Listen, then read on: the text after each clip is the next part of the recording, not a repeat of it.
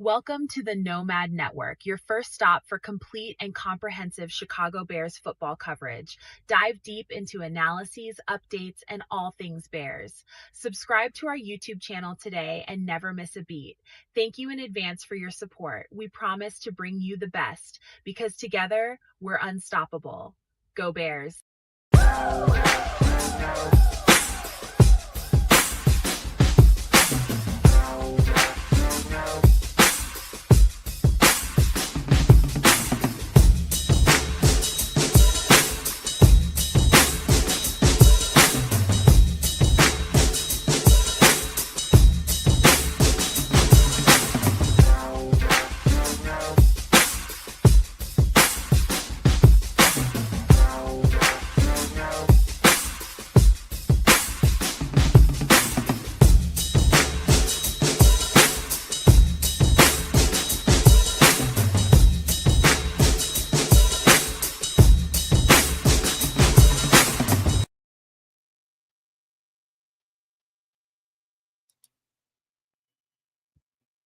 Yo, no maniacs, go put your kids up.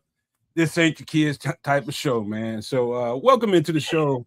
We were just having a little light conversation in the back about the schedule, Bears ticket prices, and all that kind of stuff. Triple R kind of hit me to some things going on as far as the prices go that's kind of alarming. But, you know, as a Bears fan, man, this is the time to go get you a ticket and go get to the game and create one of them memories, man. I think this is the year to go and do that for sure, man. But welcome into the show once again. Sorry we run a little bit late, but hey, man, been having a pretty good last couple of days. My girlfriend's been off, and we just haven't been having some good personal time. It's getting warm, man. It's time to turn on the air a little bit. A little weather in the Chicago area, but it's all good by my way. Let me go ahead and pass the rock on over to Canada and see what's going on up there. It's a beautiful day in the neighborhood, y'all. I don't even know what the temperature is. What's the temperature? Computers? 83 degrees feels like. I'm not even gonna look. It's a beautiful day. Sun is shining. Barbecue is barbecuing. Had some surf and turf today. We did it the right way. A little bit of salad, some white rice, and boy, it was as that chef would say, beautiful. I enjoyed it. Been a couple of days off here in Canada. We got a long weekend. It's what we call the May 2-4. Sometimes it falls on the 24th of the month. This is what the Canadian folks call Victoria Day weekend. Victoria is a queen somewhere. Who cares? But the 2-4, Vicky, what Canadians call a case of beer. We call it a 2-4 because there's 24 beers in a case in Canada. 2-4, that's really what it's about. Get yourself a 2-4, drink your beer, enjoy the weekend. So that was kind of my plan for the weekend. So far, so good. A little bit of fight action. Ronda Rousey made things real quick. And, 17 seconds. Huh? 17 seconds, kid. 17 seconds, man. Did I ever put my money on the wrong girl in that fight? Well, I heard Miss Nova talking about that's a long time in her world. I don't know what that means. But okay, whatever. Go ahead. Oh, damn. She ain't even in the chat. I had to jump in chat just in case. Real quick, man, Clemson said he got tickets to the Seahawks game, and that's in Seattle, I imagine. I wonder how much that shit hit you for. This is Super Bowl champs. Damn. I bet you that's a pretty penny, boy. Oh, but I bet you it's out in Seattle, though, right? Yeah, he's out that way, I think. Yeah. So I don't mean shit.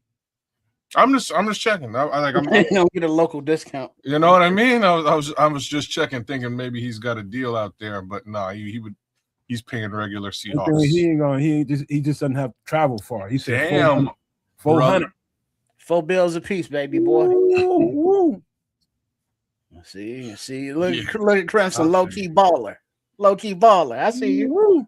You doing good, boy. You can come up off of $400 for a couple of tickets right now, boy. You doing all right. I'm gonna have to hit you up, man. Yeah.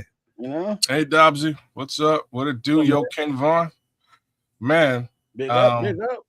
Yeah, I guess that is the topic of conversation today. Is what are tickets gonna cost you? Well, before we get into there, man, let's let's get a little bit more personal, man. Again, man, my week's been very sweaty. I've been doing a lot of sweating. I'm outside in the spring and summer, as y'all already know. A lot still haven't cut out the garden. It's usually supposed to be done by the time we do usually have that thing planted by Mother's Day. And I just been busy doing other stuff, and I just haven't had time to cut it out and do all the stuff that I need to do. But all the other stuff I've been involved in, keeping me busy, man. So that's pretty much it, man. Having a good weekend, man. Enjoying some girlfriend and some Jameson all weekend. That's the funny thing about the Mother Nature, though. She ain't waiting on your ass. She sure ain't. It's like Mother's Day. Oh, that was last weekend. You tripping? You know what? I'm gonna keep going on with this springtime thing, though. So you do you, baby boy. Sometimes, depending on some of these planting experts, they'll tell you different things from year to year. Tell you, the way the winter might have played out, how long it was prolonged. Maybe you might want to, back your planting plans a month or so, a little further on down the road. Sometimes I'm not sure exactly. But you old school. I know you get people in your family that swear by the Farmer's Almanac. No, I don't know nobody that does. I know. Well, they are forecasting a hotter than normal summer, and the was it Nino or Nina? One of them is going to be kind of extreme. Where's Red Baron? You should know about the El Ninos and Ninas. Being in SoCal. All I know, Trip, is it's mandatory, man. Because the more stuff I keep reading and listening to, the more I keep track of what's going on in the Middle East. It's by the time they're saying that the oil supplies that were already en route before this whole shebang started.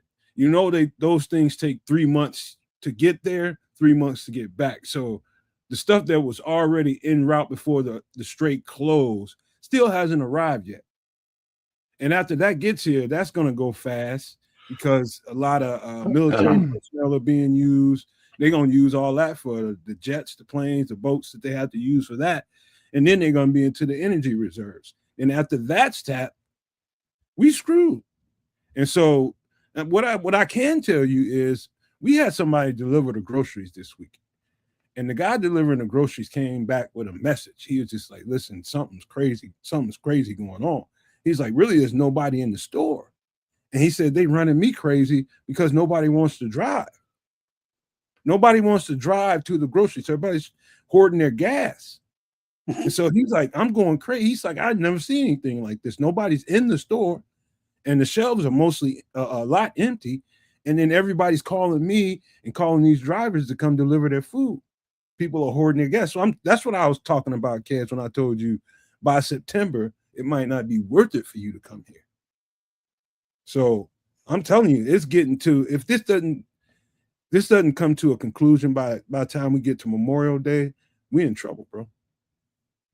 Might not be able to reverse this shit.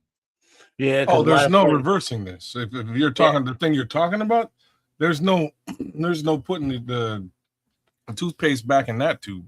That's unfortunately, the way the cookie crumbles. It crumbles into a lot more expense for you, me, and the guy underneath us. It's just about that simple, right? We got no control over this situation. The only control you have as a citizen in this scenario is sell your car.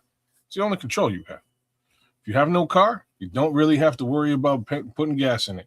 The fact of the matter is, you then have to worry about everybody else's vehicle that you have to potentially put gas into. So it is what it is. There's nothing you can do. I'm gonna have to holler at Smitty and see what it's looking like in that trucking world, man. I want to keep a good keep contact with him and see if anything's starting to change. That's an indicator too. No, like I said, because of where Smitty is in the supply chain, he's going to see it at the pump just like we would see it at the pump. But it's just he's gonna have a little advance. You know what I mean? It's he's a part of the supply chain. So if they want to sell whatever it is, he said it was golf carts that he was golf carts. So if you want to buy a golf cart, you gonna pay for the gas to get the golf cart from part A to part, from But also for me to him be- being part of the supply chain, out there with 18 wheelers, keep it to double nickels, watch out for Smokey. Even though we may not be consuming golf carts, he is in that service line, whereas we are end users. So, all the people he's rubbing elbows with at truck stops, that are carrying stuff that we use are paying what he's paying for gas and the additions. And I tell everybody now that many people are using the difference in prices and saying, man, I just filled up for $65, and you're in shock. But for people that don't have a point of reference, that don't know how much fill up used to be, that don't mean shit. So say, hey man, same time this time last year or 2 months ago or whatever, I was paying $35 to fill up. Today, $65.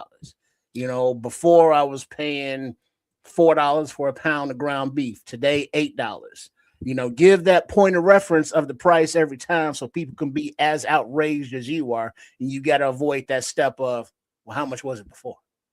Yeah. You know what I mean? So, because sadly, that's a lot of conversations that people are having nowadays. And it's kind of universal, no matter the state, no matter the political party, no matter what team you root for, we all paying more for shit. And none of us like it. You know who ain't paying for gas? Who that?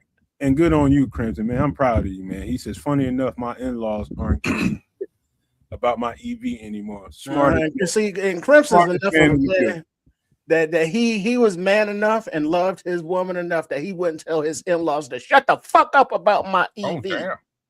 But what I'm saying, he was like, yes, ma'am. Yes, sir. But now he's like, yeah, haha, you motherfuckers. You know what I'm doing to your daughter tonight? Yeah.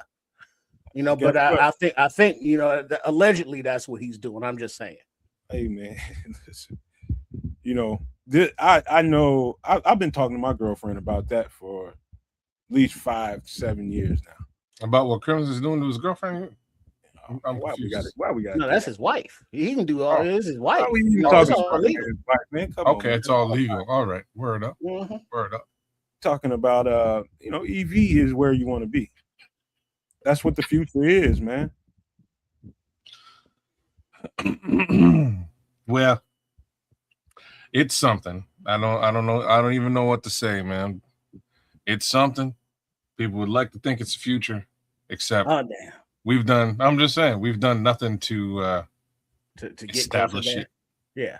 Yeah. Coal cares. That's where it's at. Coal and fracking and coal mining daughters and all that stuff. Well, it ain't there either. But this is the point. Like the point is like where we are in human history is here, right? We're at the point where the oil barons are going, no, don't buy an EV. We will prevent any possible support from an infrastructural perspective. Right. We'll shut all that down. We're shutting it down. But there is no oil. So I don't know what to tell you guys. Yeah, but have you peeped some of the EVs that China's putting out though? Some of the tech they got rolling. Have you been? So yes, I have been, and they're coming to Canada, by the way. Oh, Trump is the orange idiot is upset. All right, he's not happy about this. So as much as I don't like my prime minister, he's gone and struck a deal with China. Basically, Canada's in a very precarious, interesting position. So first thing to say is we don't make our own. There's no Canadian car company, which is stupid. There should be. There's no reason. But because we've through the North American Free Trade Agreement, we've kind of decided to just help the U.S. make their stuff better. So a lot of the parts right across from Detroit is Windsor, Ontario. A lot of the parts that you get in your vehicles, whether it's Ford, Toyota, etc., are actually made in Canada and not only manufactured but installed in the vehicle. The vehicle is then sent back to the Ford plant in, Detroit-ish and gets completed and it's sent en route. So long story short, with all them tariffs in place, nobody really wanted to start sending car parts back and forth because it costs that much more, which has also affected the cost of the car, not just to Americans, but to Canadians as well. So my prime minister eventually goes to China and he's like, hey, I hear y'all got some really cool cars. And like, we do though. So they showed him some of these whips. And the whips, I don't know if y'all are checking them out though. They're like, not built for heftier people because of where they're built, obviously. Oh, you're wrong. No? You're wrong. Shut your mouth. You got to see some of these whips, dog. Like, no, I actually got to put my ass in them. That's what I've been in a very small one, Trips. You dead ass wrong about that one. So there's some that are tight, like, and I know what you're talking about, but I seen a big, like, I seen a 6'4" plus big brother it's showing off this car. And when he got into the car, I was like, damn, this is roomy. And he's like, first off, this seat reclines. And when he reclined it reclined to like not only to like a state of lying down, but it also then kicked up with the footrest. Oh, shut your mouth. I'm not joking. It kicked up with the footrest, and he's like, now watch this. Boom. And he hit and this is for 37 grand Canadian. Hit a button and it start massaging, and I was like, oh no, you didn't. So he got full 37 grand. You get some luxury shit. And this was like, and I mean, top of the line luxury. And he got out the passenger, like the shotgun seat, went into the back seat, and he was like, oh snap, the back seats reclined like crazy too. And I'm like, the back seats reclined to where do they go? And my boy's on like he's like on a 35-degree angle, lean back like Fat Joe, feet up, lean back.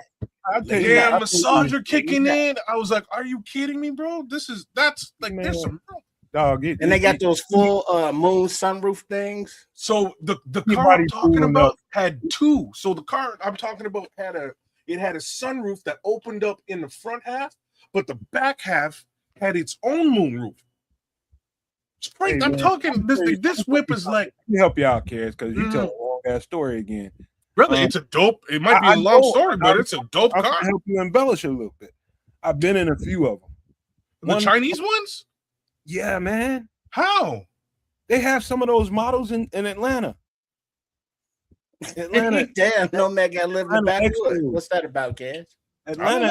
Atlanta, I forget the name of this. They have civic centers and shit around Marietta and Kennesaw and shit like that, where other countries bring their products in there, and it's all in the showcase. I've been in a few of them. I'm telling you, anybody that thinks if you're foolish enough and Neanderthalish enough to think that you need some kind of gas vehicle to make you some kind of macho mother, you stupid. These are some dope ass vehicles, man. It's just not enough infrastructure to support it yet. There is more out west than there is, like, say, where I'm at. It's some there in the Illinois area, but not as much. But we need to get up to speed. And nor are we building anything. Because once you're in one of those things, you ain't gonna want to get out of it. So Crimson, yeah, BYD is one of the manufacturers. Another one was Xiaomi, who makes cell phones. Xiaomi. Yeah, man. They make cell phones. They're famous for making like aftermarket Android phones. They make some badass phones, but like I'd still rather get a Samsung.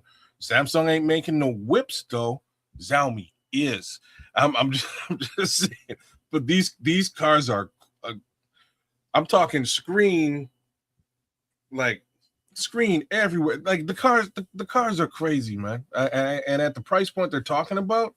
Well, yeah, for in the U.S., 100% tariff, but like not to mention, they don't want those cars. They don't want those cars in the U.S. Chevy, Ford, Dodge. They don't want the competition.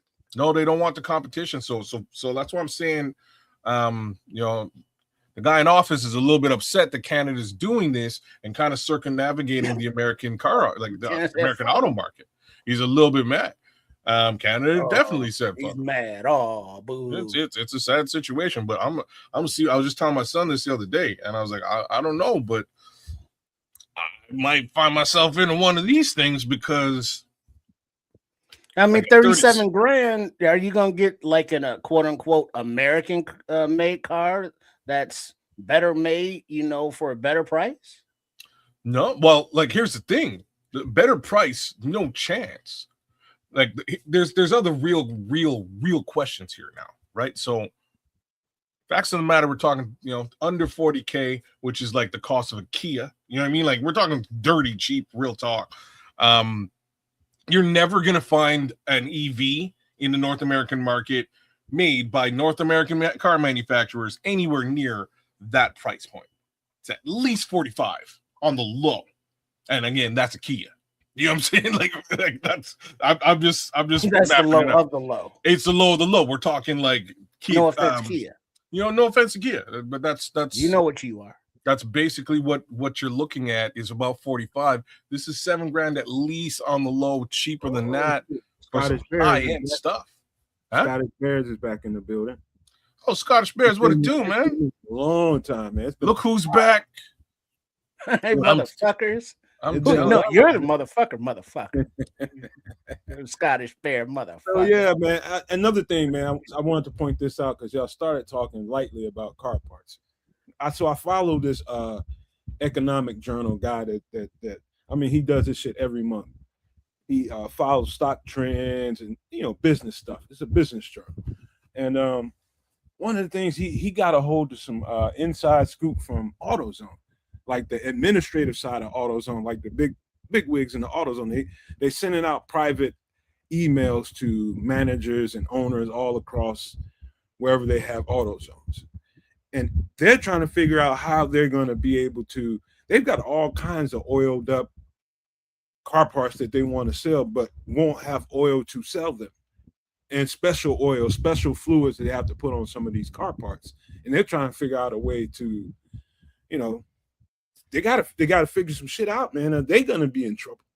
So think about it. Nomad, what excuse me, pardon me. But what Nomad is let me see if I can referring to here is that because of the Strait of Hormuz and the Iran situation, what it is, there are products that aren't available anymore, and namely, why can't I pull this thing up? Is oil, and I know what he's talking about here, but I can't share that screen for some reason. But it basically says for anybody who may need an oil change or any kind of lubricants, team. When speaking about, hold on, let me get my spectacles. I'm about to fuck up. All right, there we go. When speaking about unusual or historic supply chain disruptions, it's common for those of us who have been in the business for a moment to reference situation from decades ago. But the truth is, if you've been with us for even a year, you've already worked through one major supplier loss and related rebranding.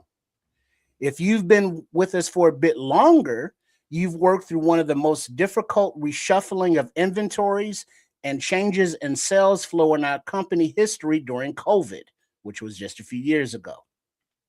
That's why I'm not worried about what we're facing today. Preparation and the dedication of every one of our team members to see us through just as you did before, but we ain't giving you no more money. So what new challenge are we facing? In the interest of total transparency, there is zero benefit in mincing words. Due to the unfolding situation in the Middle East, we're facing the largest supply shortage of lubricating fluids in modern history of America. Damn. Realistically, middle of the road estimates are for our average available supply in this product category to drop by 40%. Hey, Trish, before you go any further, we talking about AutoZone? Yeah. So they probably put that out because of that leak. But the leak was verified, but basically any kind of lubricant, not gas, but oils, your what do you call that thing? Lawnmowers, your snowmobiles take some kind of lubricant. That little bit oil that for your sharpening stone is a lubricant. So Home Depot housing supply stuff, a lot of lubricants in construction. So all of those, if they are available, are going to be more expensive if they are available. You know how people cars riding around here smelling like chicken grease and shit. They really trying to get this like, well, what's this biodiesel all about again? That I heard about 10 years ago and never looked into. I was like, yeah. It's like all petroleum products and all of the plastics that are made with those oils, which are the containers for a lot of things that other products are packaged in. So now these products have no packaging to get to you. I mean, so the future we are in for, the very near future, is something that you really need to be prepared for. Hey, Bearski, hey, keep the comments coming, man, but please watch the language now. Please. Cornelius, this was a problem even before the Orange Idiot took office. This is the fact. Like, the fact of the matter is, North American society is based on oil. Like Goldfinger would say, gold. Like it's everything. Like like I got a pair of Beats. Like the plastic that is making up the housing of this here headset. Everything is oil. So we're kind of screwed, like with or without. This guy just he just poured salt in the wound and exacerbated the situation. But regardless, we were driving 150 miles per hour towards a situation that was completely untenable. And now we're driving 250 miles per hour towards that exact same end. And it makes Wednesday night show a different kind of show, because now it's starting to get up close and a little personal now. A few months ago, it was just a lot of speculation about what theoretical speculation. Yeah. Maybe what if down the road. Starting to touch an MF now, boy. And it's like, wait a minute. You used to pay $35 to fill up your tank. Now you pay $65. Does that mean you get more miles out of a fill up? No. You get the same shit, huh? You might get less, because we don't know what they're doing on the back end, which is just me saying they might be doing funky shit with the gas to stretch it out. Well, I heard that they would never tell us that E80. You got E85 in Canada? E85. I don't know. That sounds like a no. I don't think so. If you don't know, y'all ain't got it. I don't think so. But we have like premium. Yeah, we got premium, regular, but then there's 91, 95 stuff that has like some kind of chat. Help a brother out, because I know y'all. It's probably ethanol, motherfuckers in this chat, and I mean it's probably got ethanol in it. Yeah, it's got some kind of corn additive or ethanol detergent, or that's it. Like the corn additive is ethanol for sure. So that makes sense. That makes sense. Yeah, I think that's the E in the ethanol. Yeah, you got it. So corn 85, basically. Mm. So that's what they're making here, which kind of waters down the whole process. There's all kind of products being affected. I mean, stuff that I'm not thinking about right off the top of my head. But there's so many different things. If I were to do an AI search right here live on the show and ask AI to tell me with no filter how many products that we use here in the United States alone that involve oil, and the list would be too long to read. You couldn't. No point in starting the list. Yeah. It would never end. Wait, but hold on. Mm-hmm. But you see the conundrum we're in right now, and Nomad just set it up perfectly, because now across the country, domestically here, kids, no communities want them, but we got these AI data centers that are going up everywhere, sucking up all the resources water-wise, and then spitting out a lot of wastewater, sucking up all the electricity from the grid, and giving that. Oh, Trips! I just saw a video. Hold on. Hold that thought. All right, we got that all going. So you got that invading communities, right? Then it's like, well, what are these data centers for? Some say surveillance, of the population. All right, but that's a whole different subject. But what I'm talking about as far as AI is when Nomad said if he would jump on AI right now, and then you look at how many jobs AI is taking and replacing, but there's no industry hiring to replace these jobs. And just today, I saw something that within 18 months, AI is projected to take like a certain amount, like it was a ungodly amount of white collar jobs because it's learning how to do accounting, how to do lawyering, how to do those things. And so as the AI gets better, it's poisoning our environment. It's doing things autonomously with drones and weaponry and live firing and facial recognition. It's doing all of this dark governmental stuff. So that's bad for the environment. It's bad for our personal freedoms.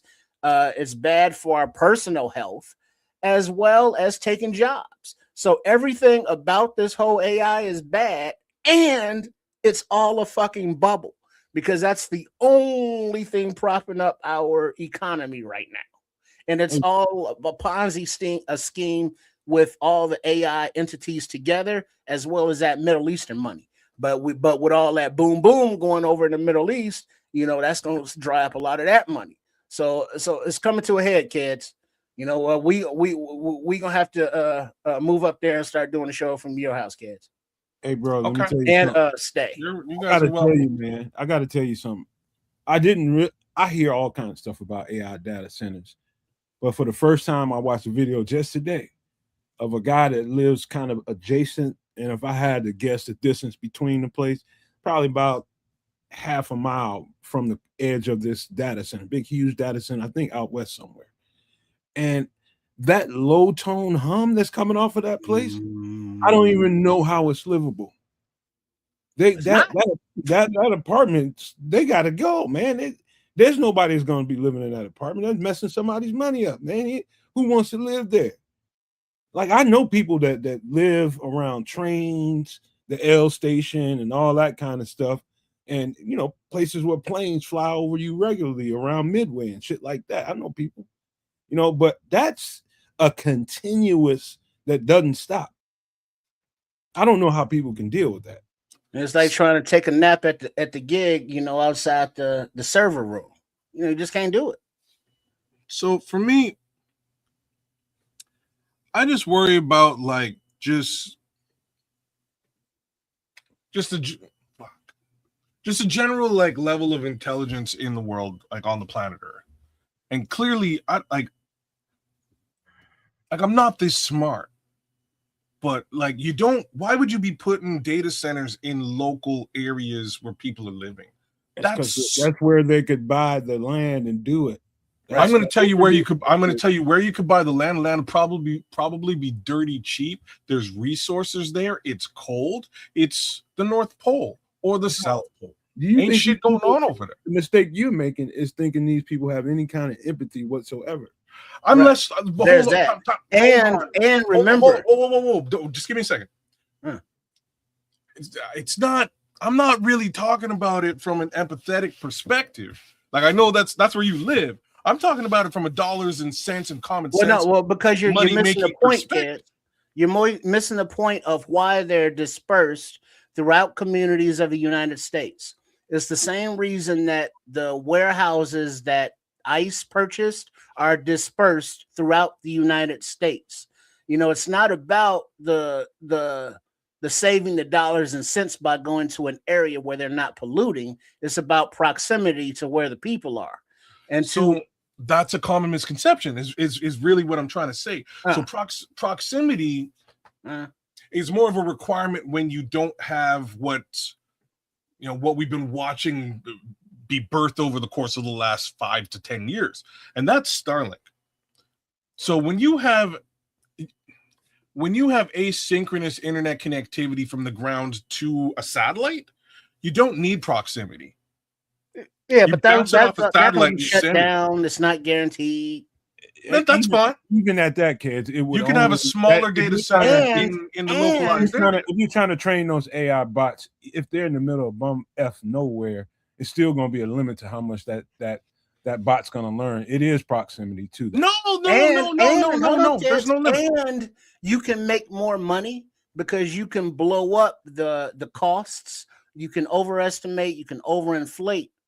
as opposed to, well, if we build it in the middle of BFE or BFA in this case, bumfuck Egypt or bumfuck Alaska, it costs $5 per square mile, real costs, and we can't elevate it that much more because it's up there. Whereas, in urban or just in United States domestic areas, it's like $10 per square mile, but we can charge $200. So they can always up the price because of the tax allocations. So the more it costs, the more they can inflate it.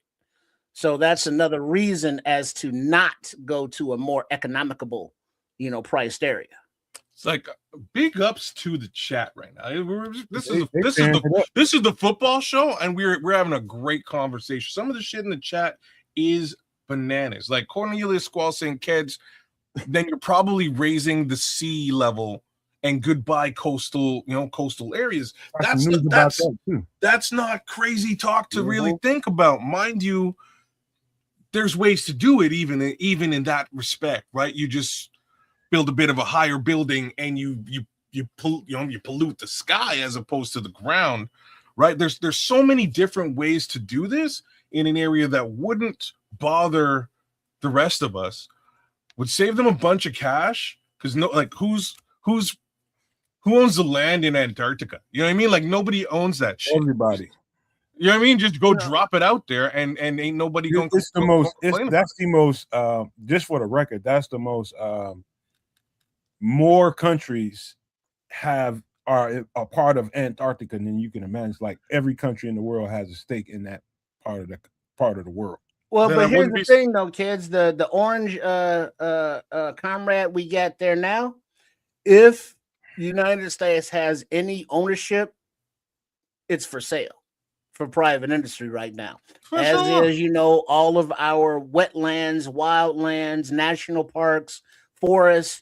If you got enough paper, you can be like, yeah, I want these many acres. And then at the same time, we're also reducing the environmental protections. So if you are a major money corporation and it saves you a few dollars to throw your waste into that stream that's going to flow down river, as opposed to doing, sanitation removal, so be it. And the punishments for poisoning said stream are basically slap on the wrist, if that. And the profit continues. We ask ourselves, well, how can these corporations do this? It's empathy thing. They don't care, because guess what? They don't live there. They're gonna fly to where they get their property that's all pristine and clean and shit. Got the price they wanted for the land. They don't give it no. That's what I'm trying to say. Like, it's not like empathy is great. And like part of the reason why I'm saying this from where we sit is an empathetic position. But from a business perspective, I don't understand why they're putting it in the heart of Chicago to fuck with the people. Like, that just doesn't make sense to me. I mean, it makes a lot of sense to me. But that being that, there's another thing that I'm having a brain fart right now. But in that journal that I was telling you guys about, is these trends, and some of the people that come on this show and write in this journal are some very respected people out here in all kinds of genres of whatever line of business, and all kinds, just not even business, science, and all kinds of things. And there's a guy that gave, and he has his own show too. He does a 2-hour-long show, and I forget, he does it for a major network, but he does his own podcast as well. Now his podcast is huge. Now this guy, I take him as a serious guy. He doesn't F around, man. That's why I like watching him, because I know I'm getting a straight shooter. He did a cut up of his last show, and he gave a dire warning as breaking news. He turned that clip into a reel that's gone viral. Breaking news out there. He said the city of New Orleans, the people of New Orleans need to evacuate that place now. Like now. It is a foregone conclusion that's going to be the place, the first country, the first state in the major city in the United States is going to be submerged. And if you've ever been to New Orleans, you can see why. It doesn't take you long unless you're just down in the French Quarter partying the entire time. It's literally sitting underwater. Yeah, with yeah, barriers built up around it. yeah. So Yeah, what I are we mean, talking about? How did we get here? I don't I'm know. just telling you, I'm talking about climate change and different things like that. Mm. This is stuff this guy's talking about in his journal. I got to give you his name, man, so everybody can go check him Well, I out. mean, it's just science, and well, if you believe in that stuff, kids, because a lot of people we don't anymore. But I mean, New Orleans is basically underwater. It has Most of been the state of forever. Florida, the Carolinas, a lot of beachfront property is soon to be under ocean property. So it's the insurance, the migration of people having to move back, and the more that Florida's recovered or by nature, the more nature there's going to be. A lot of gators just hanging out, and all those swamp critters and creatures and such. Just more of them spread out, reclaiming their territory. But yeah, shit's about to get bad, y'all. But guess what? We got a beautiful distraction called the Chicago Bears in the 2026 goddamn season. Well, yeah. Let's get ready to go there, man. Because if we don't, this is gonna carry on and on and on. Because it's worth talking about, man. And on and on and on and Wednesday's on. got to be different now, man. Because of all this, man. We gotta allocate more time to talk about this. Nah, we just save it for the sauce. We do it on the sauce, And man. then we got to move accordingly, people. Got to move accordingly. All right, now, tell me if we can see this, okay? It is visible, sir. All right, now for those that may be listening, we are looking at the Chicago Bears schedule 2026. You want to go week by week? Yeah, let's do that. All right, week 1, Sunday, September 13th at Carolina, 12 noon on Fox. And tickets, kids, as low as $168 a piece. Oh, that's okay. Wow. Do those tickets triple by the time I might be coming down to Chicago? I Well, this is at Carolina. I guarantee you. Now remember, these Carolina. are at That's why Carolina. ain't nobody trying to go see it. If you ain't buying them Carolina bastards Panthers right football. now, don't even think about it. All right. So, any thoughts on or the opponent or the TV network or ticket prices? Well, I'll talk about this one a little bit. Shit. This is going to be a better game than anybody I think out there really actually expects it to be. I have this one as being potentially an upset. Hate to say this right off the bat. I have a strange feeling that this Panthers team that we've more or less been taking advantage of, over the course of the past I think it's about 6 years. Wait a minute. Upset in which direction? We're Bears fans, so clearly the other direction. Wait, you got Carolina winning this game? You're hearing me say it. Oh, kiss my ass. Go ahead. See, you are hearing me say it, and the reason why I think they're going to win this game, they made a lot of changes and shifts to this particular team. This team is about to be good, and they're coming into this game V for Vendetta with revenge on the mind. So I have a strange feeling. This one might be a little bit of an upset here.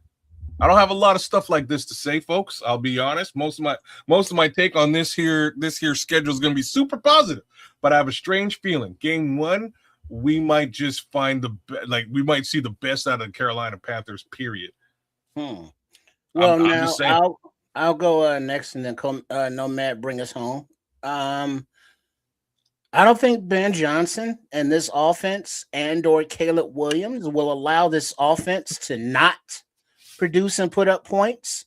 Whereas, sure, granted, I will give you that first week under Dennis Johnson with 4 or 5 new starters, on defense, might be a little leaky, but it's time for this offense to, carry the weight, carry the water a little bit for the defense until they can get in their groove, get gelled up, and get coordinated to where they can be a force and hold their own weight and carry when necessary. So Carolina will be the first in a long succession of victories for the Bears. No, man. Man, Carolina taking the L in their own place. We're just going to be we're too much for them. I think offensively, we're just too much for them. And I do love their defensive front. Love Brown, the D tackle there. I love that defensive front is special, and they got a young up and coming secondary as well. They got a good team, man, and they've been drafting well. They've been accumulating talent well. This is going to be again, Kez is right. It's going to be a better game than people would expect, just on its face. But Chicago will win this game. They will. All right. Week 2, Sunday, September 20th. The Minnesota Vikings come to Soldier Field, a 12 noon game, also on Fox. Tickets as low as $282. Kids. This girl's going back to church if we lose to Carolina. So this one, in my opinion, is actually a little bit easy. Much like the previous game, this game's going to be more competitive than expected as well. And that's based on, very simply, the quarterback change. Why I say that is not because I think Kyler Murray's a particularly great quarterback. I think he has the ability to be a great quarterback, but that doesn't mean he's there yet today. The thing about Kyler Murray versus this particular defense is he's super mobile, and I think that's going to hurt us a little bit. The upside here is we're still going to pull this one out. W, Chicago Bears. All right. Yeah, I'm agreeing that one. So as far as I'm concerned, right now the Bears are 2-0 because JJ McCarthy, Kyler, Call of Duty Murray, no fear for this defense. I think that they are containable, even though that Kyler has the experience and the mobility, but the team's speed on this defense has increased. They'll have another week together in the system, learning to trust themselves within it. Their coaches calling the plays as well as their teammates on the field. And then while Minnie does have Brian Flores on defense and that confusing D, Dennis Johnson as well as Caleb Williams have shown that they can beat it. So yeah, no worries. No, Matt. Hey, this is gonna be a tough game, particularly because of Kyler Murray. Now, I have faith in their head coaches and offensive coordinator is what he is, and he is a true quarterback whisperer. But his breath must have really been stinking when it came to the quarterback out of Michigan, that rookie they just put out there, or second-year player, whatever he was. McCarthy stinks, and his whispering did not work with him. But an experienced guy like Kyler Murray has been in the league for a while. He'll get this guy turned around, I'm telling you guys right now. And the fact that he's mobile is going to make the game even more dynamic. And he is extremely slippery. He's the worst kind of – he's your worst case scenario when it comes to a defense that plays a man-to-man concept for a majority of the game, because you're going to have to play spy concepts on him, because if he slips out and gets into the open, that's a 40-yard rip almost every time. It can't be if you don't do that, you're going to be sitting in zones, and he's experienced enough to bust that up and take advantage of your zone. So you're caught in a conundrum. You have to play him in a certain kind of way. And so again, man, don't discredit. Now, one thing about Minnesota last year is they sucked at stopping the run. Those D tackles that they paid last year didn't help them at all, man. They just got ran over for the majority of the season. And I'm telling you, I don't know. They did some things in the offseason. They kind of revamped that defensive front. And let's see, we'll see how much better it is, man. But I have nothing but faith in Brian Flores to know where the weaknesses are and plug them holes. So again, Minnesota is going to be a tough out again because of all those things I said. But I'm still saying we get the dub here. All right, right on. And a real quick shout out to the capologist or whoever they were drafting by committee up there in Minnesota for taking Caleb Banks and leaving Dylan Thieneman for us. Good looks.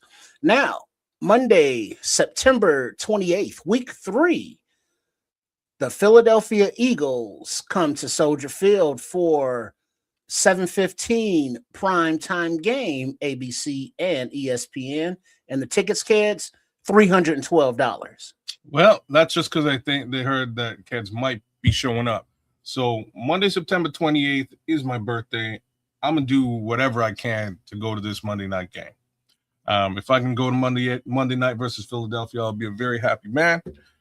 Make my way over to Soldier Field and enjoy the Bears claiming their W over top Jalen Hurts, over top Saquon Barkley, over top Jalen Carter. Let me ask you a question. Wouldn't it be easier for you, like I say, if this game was at Philadelphia, wouldn't it be easier for you proximity-wise to go to Philly? This is not at Philly. This is at Chicago. I'm just asking. Wouldn't it be easier for you? I technically am closer to Philadelphia than I am to Chicago. Yes. Okay. Carry on. I just want to know. Yeah.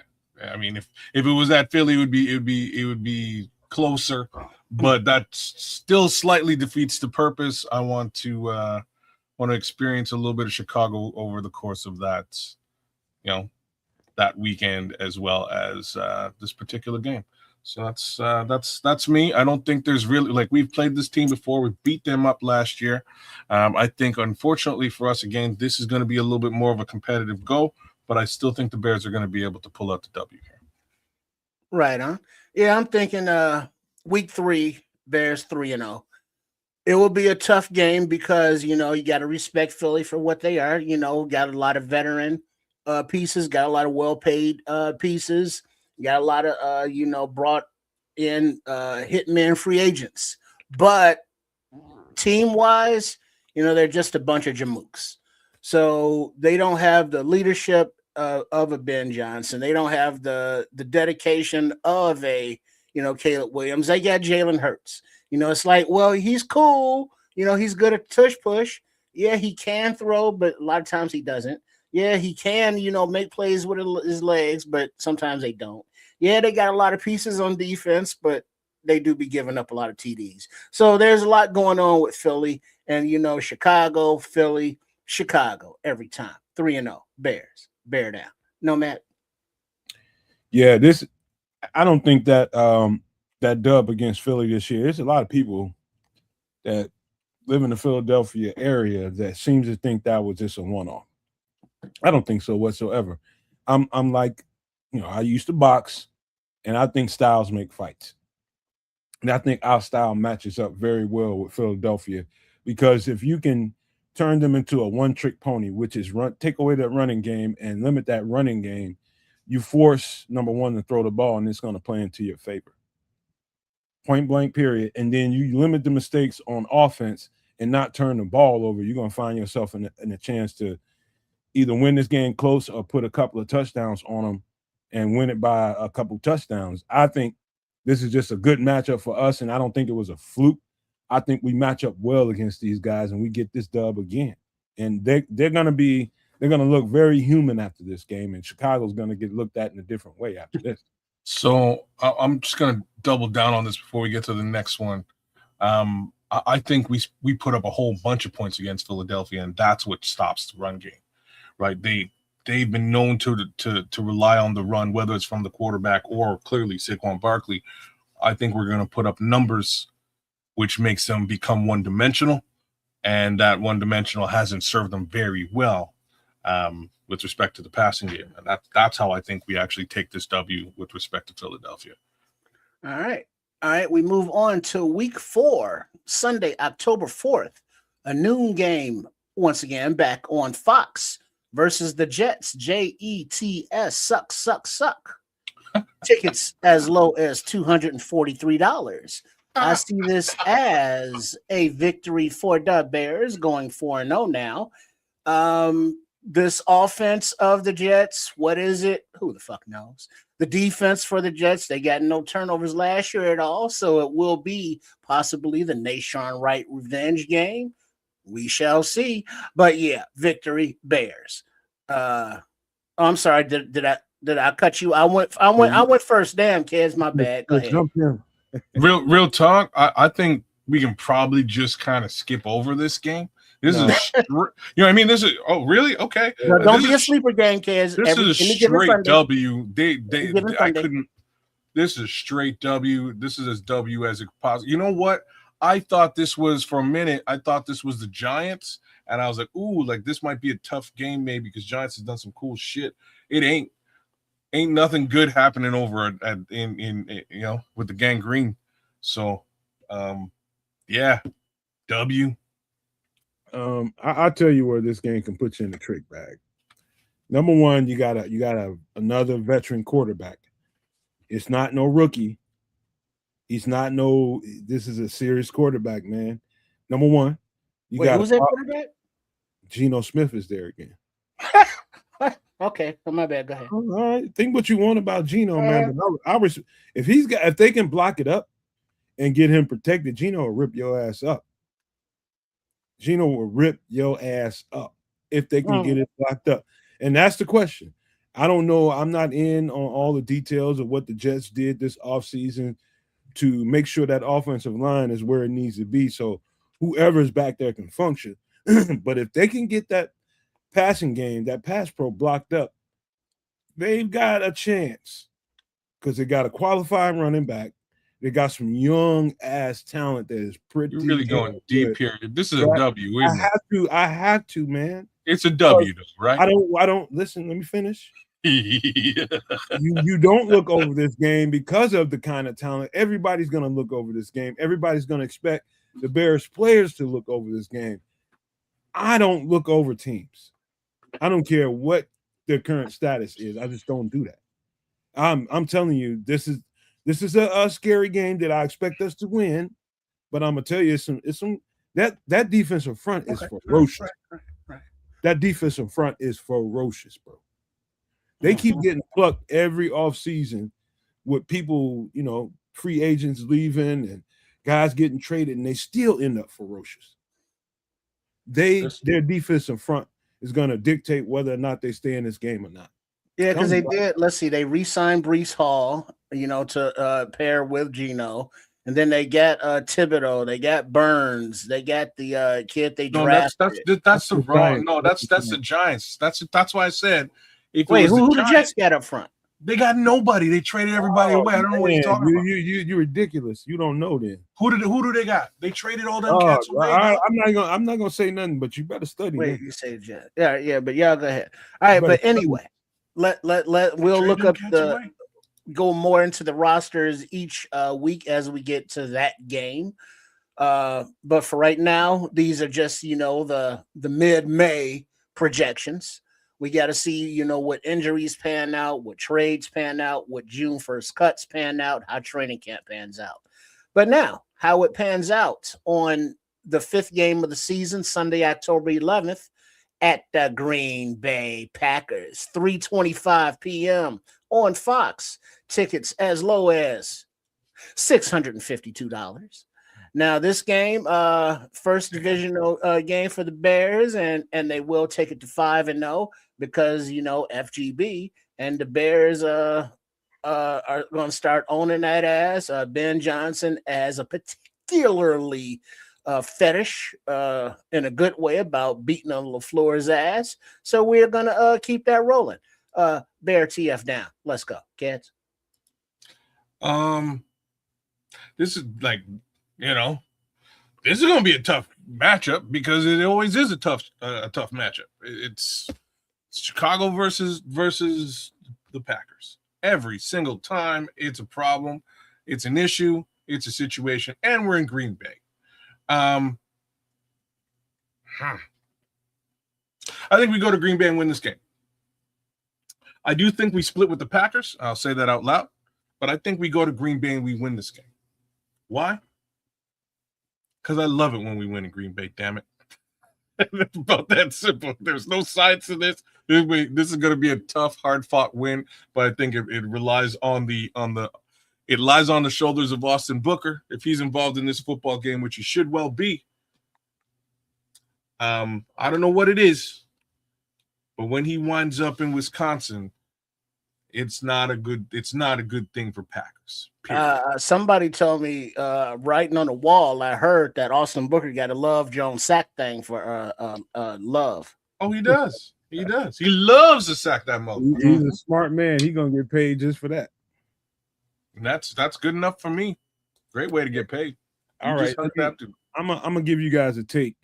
And just to be clear, before I even give you the take, I'm up in the air as I'm speaking. I don't know, but as I'm talking, let's see if I can talk myself into a Bears victory in Lambeau. Now I'm telling you, this is going to be a matchup. This is going to be a secondary game for us. And this is, to me, this is going to be the first time in this matchup that they're going to be truly tested in the secondary.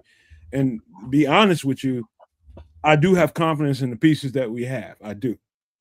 But we're going to see if by week 5, they've come together as a unit and they're able to handle a quarterback that can throw the ball all over the field, which is Jordan Love. He can make all the throws. He can throw that ball everywhere on that field. They've got weapons galore. They can play some football.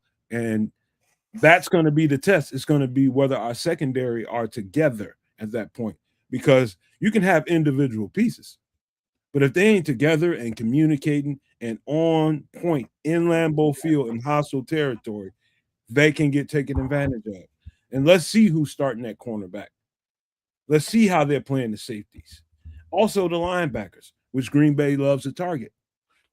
Who they try to target and isolate in one-on-one situations.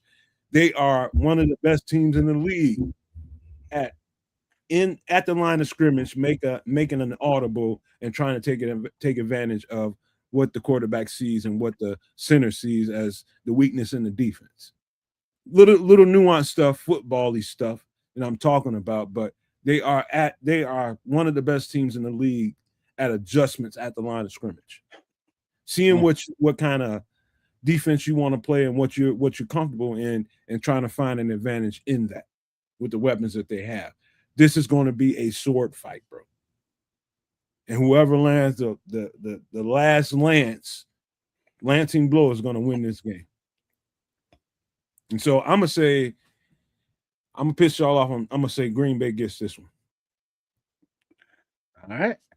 Then that will take the team into week number 6, Sunday, October 18th, visiting Atlanta Falcons, and the Ian Cunningham no compensation revenge game is at noon on Fox, and the tickets as low as $120. What a goddamn bargain.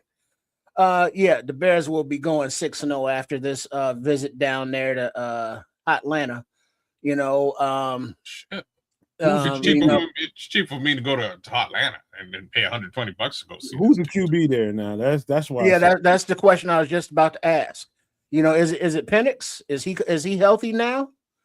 Because I don't recall them drafting. Who is the quarterback in Atlanta, y'all? Penix is just fine. Well, Penix can't stay on the field though. And then they let Kirk Cousins go. They got a new coach, is why Tua. Oh Lord! Speaking of not staying on the field, the hot Tua. Is he really the starter though? He might be, man. I think he might be. It doesn't matter. I mean, by this point, by the time we play him, who knows, man? But I think he'll be the week 1 starter. So Penix, Tua. All right, who's the third one? Because their third quarterback is going to have to be ready. Whatever the case may be, that's going to be a week 6 dub. Bringing the good, better, best crew, to even better. Bear TF down, kids. Okay. Look, we should win this football game as well. There is potential for loss here, just with respect to the running game, not really the passing situation. Bijan Robinson. Yeah, like Drake London has started to become a guy. Drake London. Drake London. Yeah, Drake London. You said Lemon. I said London. You said Lemming. Did I? My bad. My bad. Drake London. Out for the short. That's all. Kyle Pitts. I'll say it again. Drake London. And Kyle Pitts. I'm not. Is Kyle Pitts even still there? Did he get traded or anything? I thought he got paid. He got money. He got paid. Kyle Pitts is looking good. I mean, like those two guys are going to be very helpful, regardless as to who the quarterback is. We're at that point in the season where you might have a little bit of chemistry. So this is the point of the season where we have to look at whether we can actually stop the run. Right? We've got a couple other games in this situation thus far where we may be challenged from a run game, with other teams' run games. I think this team might be a serious challenge. In any event, I have to give the Bears a W here because I don't feel like Atlanta is where they need to be with respect to being a true competitor in the NFC thus far. So I think the Bears, as long as we've got a working run defense at this point in the season, I think we win this game. Well, I'm gonna give us a dub right off the top because there's so many loose pieces there in Atlanta right now. They got a new coach. Somebody's bringing in a new system. They've got Tua and Penix, two lefties, vying for the starting quarterback's job. And I don't think that's a good thing to have two lefties. You're 1 and 2, man. I just don't. I think that's don't feel good, man, about that. However, let me tell you something. Atlanta has also invested heavily in their defensive front and in the linebacker and secondary core. They're nice and they're young and they're hungry. I'm gonna say this offensively. Bijan is probably gonna have more on his shoulders, and let's see how they structure this offense around probably Tua. Let's see how they structure this offense. It's by the time we see these guys at week 6, should be enough tape out there so we can have a solid game plan to see how those guys are gonna attack. And so they're an unknown right now. And with the iffy quarterback situation, with a group like the Bears, man, you can't help but to give the Bears a dub here, man, at Atlanta, bro. All right, and before we go on, shout out to Kennesaw State, because not only is that where Ryan Poles' favorite human beings, or at least one of them, Travis Bell, came from, but a shout out to running back Coleman Shelton, and UDFA running back. And if you have not watched Coleman Shelton's tape, look at that kid run. That is some fun film to observe. So I don't know what they doing with the biscuits or whatever they doing with the cheesy grits down there at Kennesaw State, but shout out to them. Let's see. Week 7 is a Thursday night game on Prime Video versus the New England Patriots with Coach I Care About My Wife and Children Vrabel at 7:15 p.m. Tickets as low as $292. I believe this is the week that the Bears will extend their record to 7-0 because Drake May versus Caleb Williams, the draft rematch or matchup, you got the rebuilt offensive Patriots line. Are they going to gel better than the Bears offensive line? I don't think so, because we got Coach Roush doing that thing. And like the Patriots defense, they got some different pieces on there. Is this the Kevin Byard revenge game, or is this the game where Coach Dennis Johnson and this Caleb Williams and one of these receivers show why Kevin Byard was let go? Because it's like, nah, you slow, homie. You can't cover this shit right here. And then so the Bears gonna be putting up points and gonna be stopping them. So yeah. Bear TF down. Let's go. Undefeated thus far. 0-7, kids. Or 7-0. Yeah, 7? Yeah, 7-0, kids. Okay, so I have this one as an L, unfortunately, as much as I think as much as I think that the Bears have the potential to be 6-ish and 0 or 6-1, in my opinion, up to here. I think we lose. I think we lose against the Patriots. I think this will be, again, a very hard-fought football game. Patriots have a very good team. Vrabel is a great coach. I do. I'm sorry. I think he cares about his wife and kids. You are not the father. But in this case, we all know he is. Yes. Ouch. Shout out to Maury Povich on that one. That was great. I actually used it early in the week. Just to put it out there. And, I'm glad you brought it back. In any event, this is where we are. I think that by this point, Mike Vrabel is going to be, at that level where he has to pull wins out to prove that he should still have a job. And I think this is one of those actual jobs or one of those actual games. So, yeah. Hey, I'm about to break this the F down right now, and y'all pay close attention to the details I'm about to give you guys. Number one, remember who the head coach is. He's a defensive coordinator. He's a ex-defensive player who they still play the same philosophy that Belichick played in New England. They look to take the head off of the snake. Whoever they think the snake is, they look to attack him. And so guaranteed, whether it's a running back, whether it's a tight end, whether it's a receiver, or whether it's Caleb Williams himself, they're going to look to take that individual out of the game. Much harder to take Caleb Williams out of the game when he's got the ball on every single play first. That's to our advantage. Number one, that defense is going to be very, very good. The roster is very good. It's deep, especially in the trenches. Very good. Number two, they invested heavily in the offensive line with this young quarterback. They invested heavily, as well as we did. So you got two kind of likewise scenarios going at the same time. As us that invested in the trenches for our quarterback, young quarterback, they did the same thing for theirs. They've got a nice – we'll see who shakes out to be the left tackle over there. We'll see there. But in a primetime game in Foxborough against the Bears, it's going to be all about who turns the ball over least, who has the least giveaways, because it's going to be a nose buster. It's going to be physical. And it's going to be some 3-and-outs. It's going to be a lot less points scored than you might imagine. It's going to be kind of boring. But the team that doesn't turn the ball over as much as the other team is going to win this game.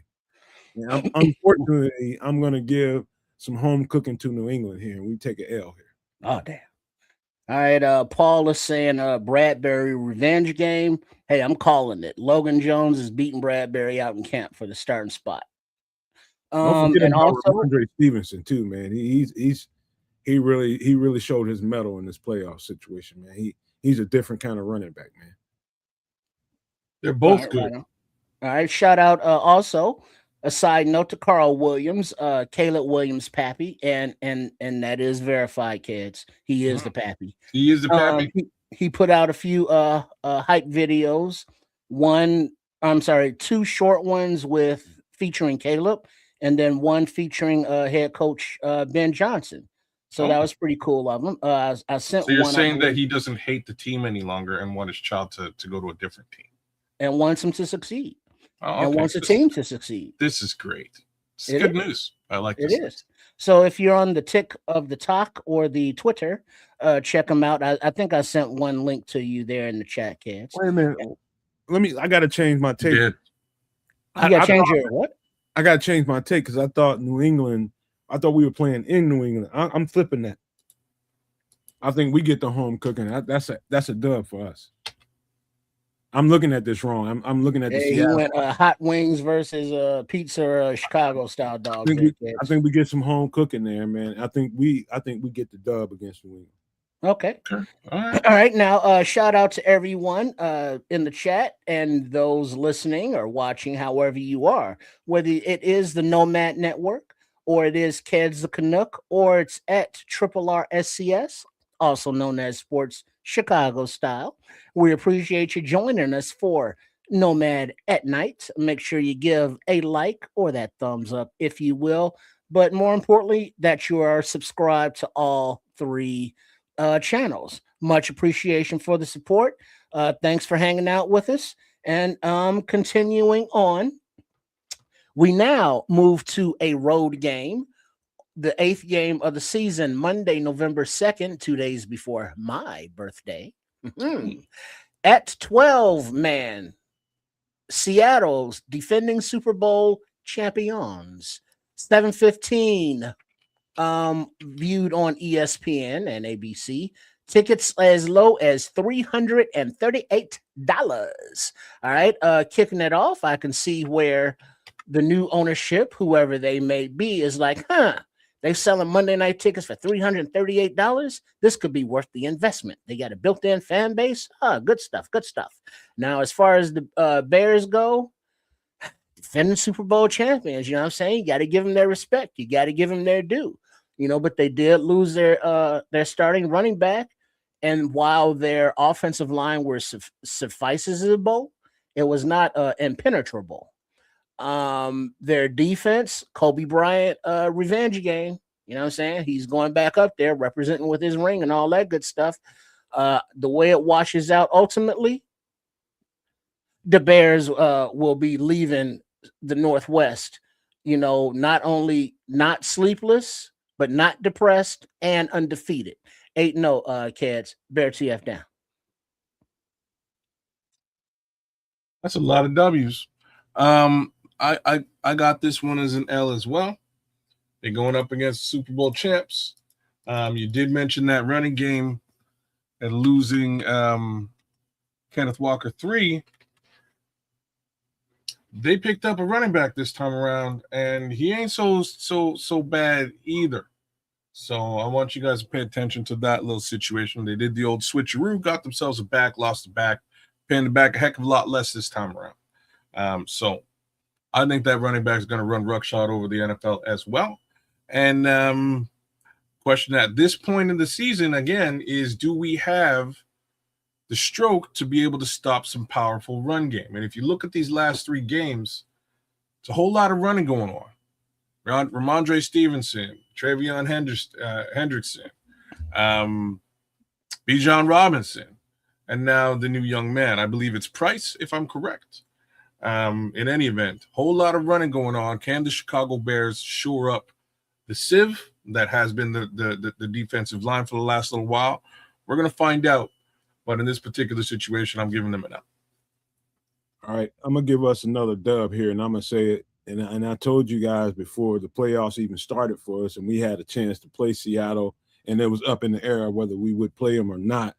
And kids, I remember kids was just like, why would you want to play Seattle? They're hot and they're bad as shit right now. I was just like, because matchups. I think we match up very well against them, and I think that now. I'm telling you, they run probably one of the best, and I'll put the Bears in that conversation. The Bears are in this conversation. The 49ers are in this conversation. Let me think of another team. The Rams are in this conversation as well. Maybe a little bit less them because of Matthew Stafford. But I'm talking about the ratio of pass to run to pass, how they mix it up well and use that aspect of the running game to keep your linebackers kind of frozen for at least a second. You know what I mean? To be able to run guys behind them. That dynamic play in and play out when you play Seattle offensively. And so what I can say to that is they keep you honest as a defense. They really keep you honest and make you respect every single player out there on the field. So you got 11 guys out there and you only have 6 guys that are live. 6 guys can be live. You have to respect every last one of those football players, whether it's an inline tight end, whether it's a tight end flanked out wide, whether it's the running back, whether it's the quarterback. You have to respect every single one of those guys, and they use them in every down in and down out situation. The Seattle Seahawks, it's the reason why they won a championship. They can do that to you offensively. And defensively, bar none, they're probably one of the most talented from top to bottom defenses in the league. And the depth. So you have to respect them. That being said, I still say the Chicago Bears can withstand them and beat them if they can get the turnover ratio to fall their way in this game. I think it's going to come down to that in Seattle. That's kind of what I was thinking about when I was thinking about New England, but it was a Seattle game that I was kind of thinking about. So I think we take the L there. All right. So that will advance to week number 9, Sunday, November 8th, the third of 3 prime time games at 7:20 p.m. Tickets, $224. what a bargain.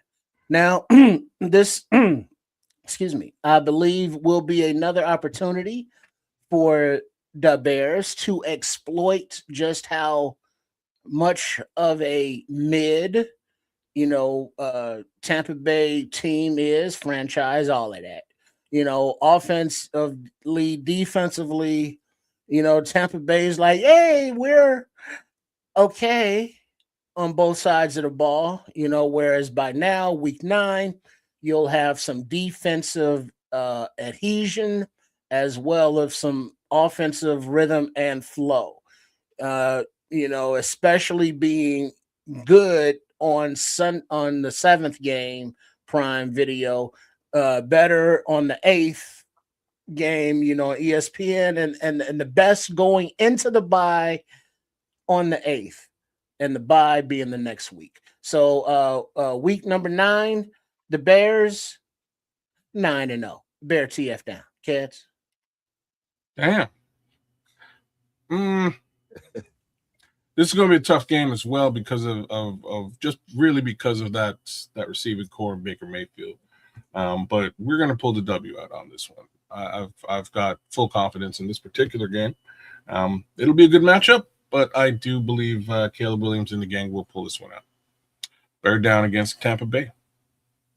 Yeah, I think the mindset going into week 8, you would just imagine, I'm gonna knock on wood, probably getting some guys a little nicked up, and you probably need that bye week that's coming right after that, and they're gonna have to kind of rally the troops to get this game, and you always want to go on a bye week on an upswing. You don't want to go into a bye week on a depression because it makes the bye week a little bit worse. It makes the coaches a little bit more irritable. They want to get you back in the building as quick as possible and start correcting mistakes. And so this is going to make everybody knows that plays the game knows that if you want to have some peace when you got your week off, you better make sure you win the week before. If not, you're going to have drama. And so I know they'll have the mindset, might have some subs in there, some second string guys at that point, some guys that, it's just nature of the game. Some attrition might be happening, you know what I mean? But the same thing is going to be happening with Tampa Bay as well as us. It's not like Chicago is going to be unique to that. This is why I like the bye week at 10, because you get a chance to go off and you probably had a nice little run there. You can end this and on a good note, regroup, refocus your team, refocus your offense, change some things. You can change some things defensively. This is the time to do it. But before that, Tampa Bay is going to be a tough out. Defensively, they are extremely tough. Offensively, they're hit and miss. But I give the advantage to Chicago because I think we're just better put together than them, even at Tampa Bay. This is at home, as a matter of fact. So, yeah, I'm giving us that. It's going to be cold. Yeah, it's going to be November 8th. So, global warming will be 90 degrees out there. We don't know. All right. So, that brings us to the bye week, week 10, which I will say is the perfect bye week, in my opinion. Right in the middle of the season, right in the middle of the bye weeks. So, you can heal up those dings and dangs and dunks from the earlier in the season the players can, and get a little rest and prepare for the grind of the second half of the season and the playoffs. Yes, expectations are higher or are actually expected. You know what I mean? I called this shit Wednesday night, man. How in the fuck did we end up with a bye week at 10? I called this shit Wednesday night. No, that was Kez. I said 10, wasn't it? No, it was me. That was me. No, it wasn't. It was me. I watched. No, that was Kez. Of course, it wasn't me. Go to the tape because I remember him saying 10 totally specifically. But it's y'all actually asked me why do I think. I think you said earlier. You said like no, 7, no, 8. No. I said why I didn't think early is the best time to have a bye. Go to the tape, damn it. I don't know. It doesn't matter. Either way, I think this is a great spot. This is a great spot for us to have. It is a great spot. It's exactly where we want it because, let's be frank, at week 10, we're pretty close to the trade deadline. In case certain things didn't work out the way that certain people thought they might. You might be able to make a move here if a move is required. So that's exactly where you want this thing to be. Same token, if there's readjustments that are required, you can sort of come out of this particular week with 7 games to go. If we didn't shake things out the way we wanted it to, you may be able to make the right adjustments to get you into the playoffs. It's the perfect time. All I know is we better be secure at left tackle by that point. Hopefully things are being solidified. Don't use that word. I'm just telling you, man, that's that right there. We better be solid there because this guy doesn't play. The head coach doesn't play. He's going to rejuvenate that defensive front, and they're going to be in attack mode, man. That defensive front, that hybrid front that they play is extremely dynamic, and they are physical, bro. Who are you talking about? Tampa Bay, man, and the head coach, man, he's not fucking playing, man. Threw me off. Though he's on the bye week. No. So whoever our left tackle is at that time better be a dog, because he's gonna get tested. Well, what are you doing? I'm just telling you right now, man. You know we did. That's some shit we ain't mentioned so far on the show. We didn't draft a left tackle, right? Well, I'm just telling you, man. Yeah, I think Trish. I mean, it's the guy that we got. And that's number 71 from Cleveland. If he's healthy, we got the right guy. We got the right guy. Well, I didn't put it like this. Today, I saw a picture from mini camp, and it was Caleb Williams in the offensive line.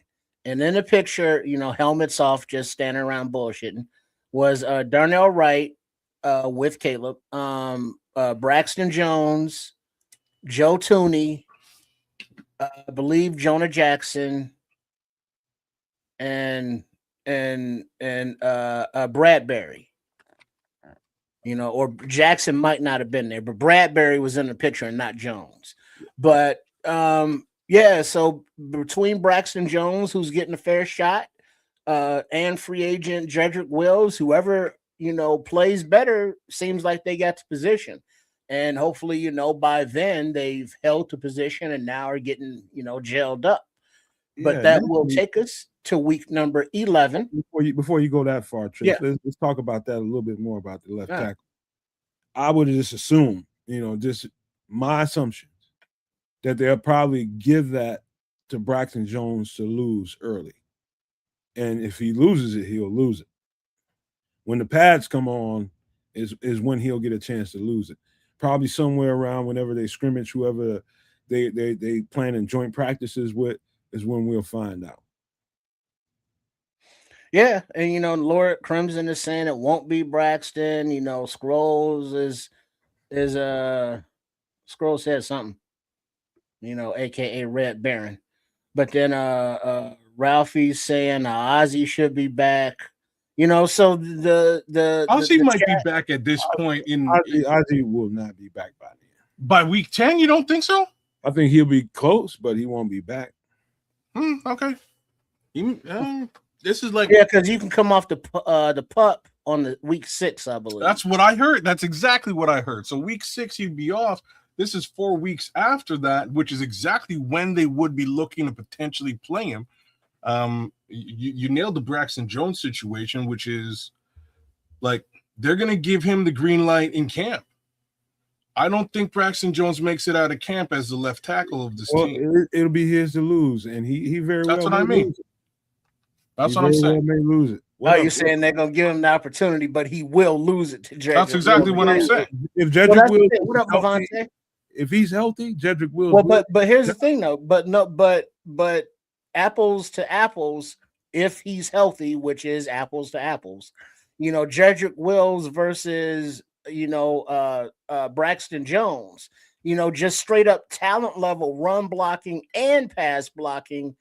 Jedrick Wills is just more talented. Is that a fair statement? No, that's an awesome statement because it's just flat out true. Oh. Talent level is they're in 2 different categories. He's thorough, and when he's right, if their gamble is right, and Jedrick Wills is right, Braxton Jones will unseat that job at some point. He better be really good in this camp. Say that again. Braxton will be unseated in the job. Okay, that's what I thought he was trying to say. What did I say?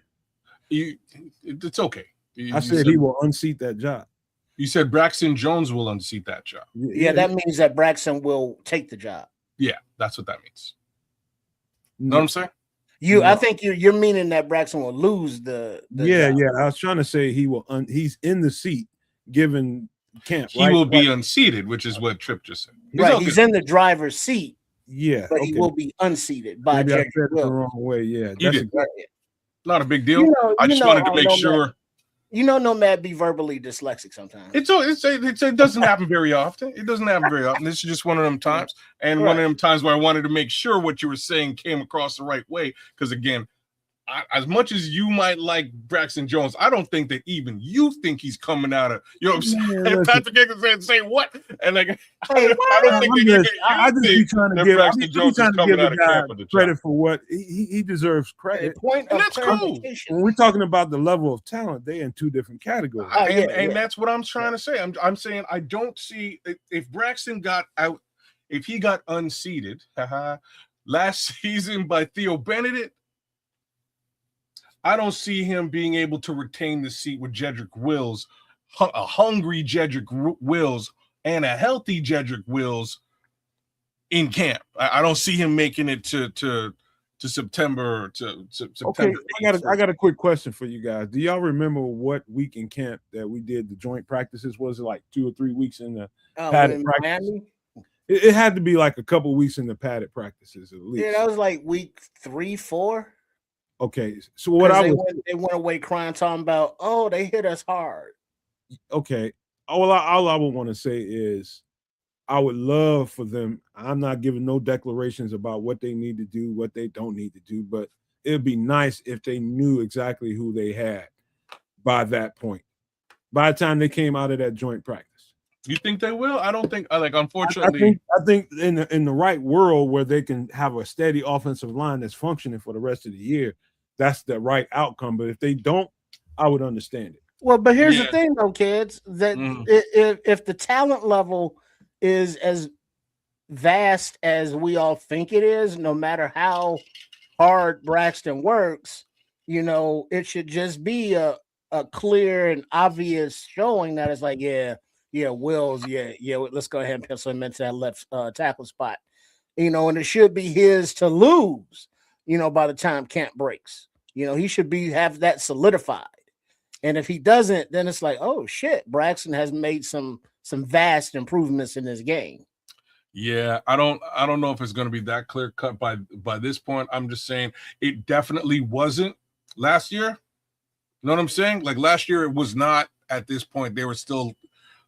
We don't know if it's Ozzy or Theo. I don't think it's the worst thing in the world, though, kids. I'm not saying it's terrible. I just don't think they'll have. It's a good problem to have. You just want to get it resolved as soon as you can. And that problem, Red Baron said, Braxton is our best run blocking left tackle, hands down. Is that even better than Wills? Because remember, Wills wasn't on the team last year. We haven't seen him play on this team, but he was a top 10 draft pick, versus Braxton Jones, Jim find in the 5th round, Ryan Poles. But run blocking and or pass blocking, I believe Wills is just a higher level talent.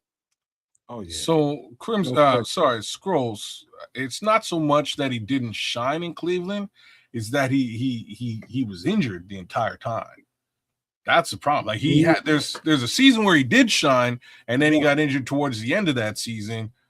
Didn't really make it back for the next season, and didn't really make it back for the season after that. And so they finally cut bait. So this is his revenge tour. Hopefully he's fully healthy, ready to go, and has a chip on his shoulder. But that's like Devontae saying he did shine, like he did, but injury, right? Let me tell you, Scrolls, when that cat was right, one of the best left tackles in the league. Potentially, at least from a a stock or genetic makeup and or experience, right? Like all of those things you can sort of give the kid above Braxton Jones. We'll see, man. We'll see. Yeah. Braxton is, I believe they actually had the same injury at this point. Hey kids, I watched enough of that guy's snaps. And you take the bitter with the sweet when you're watching reps, man. You know, there's bad reps in everybody's sets, man. But let me tell you something. When that guy was right, he was absolutely dominant. Jedrick Wills was absolutely dominant at left tackle, whether it be in run blocking, whether it was in pass pro. Absolutely dominant when he was healthy, which is why he took the entire year off.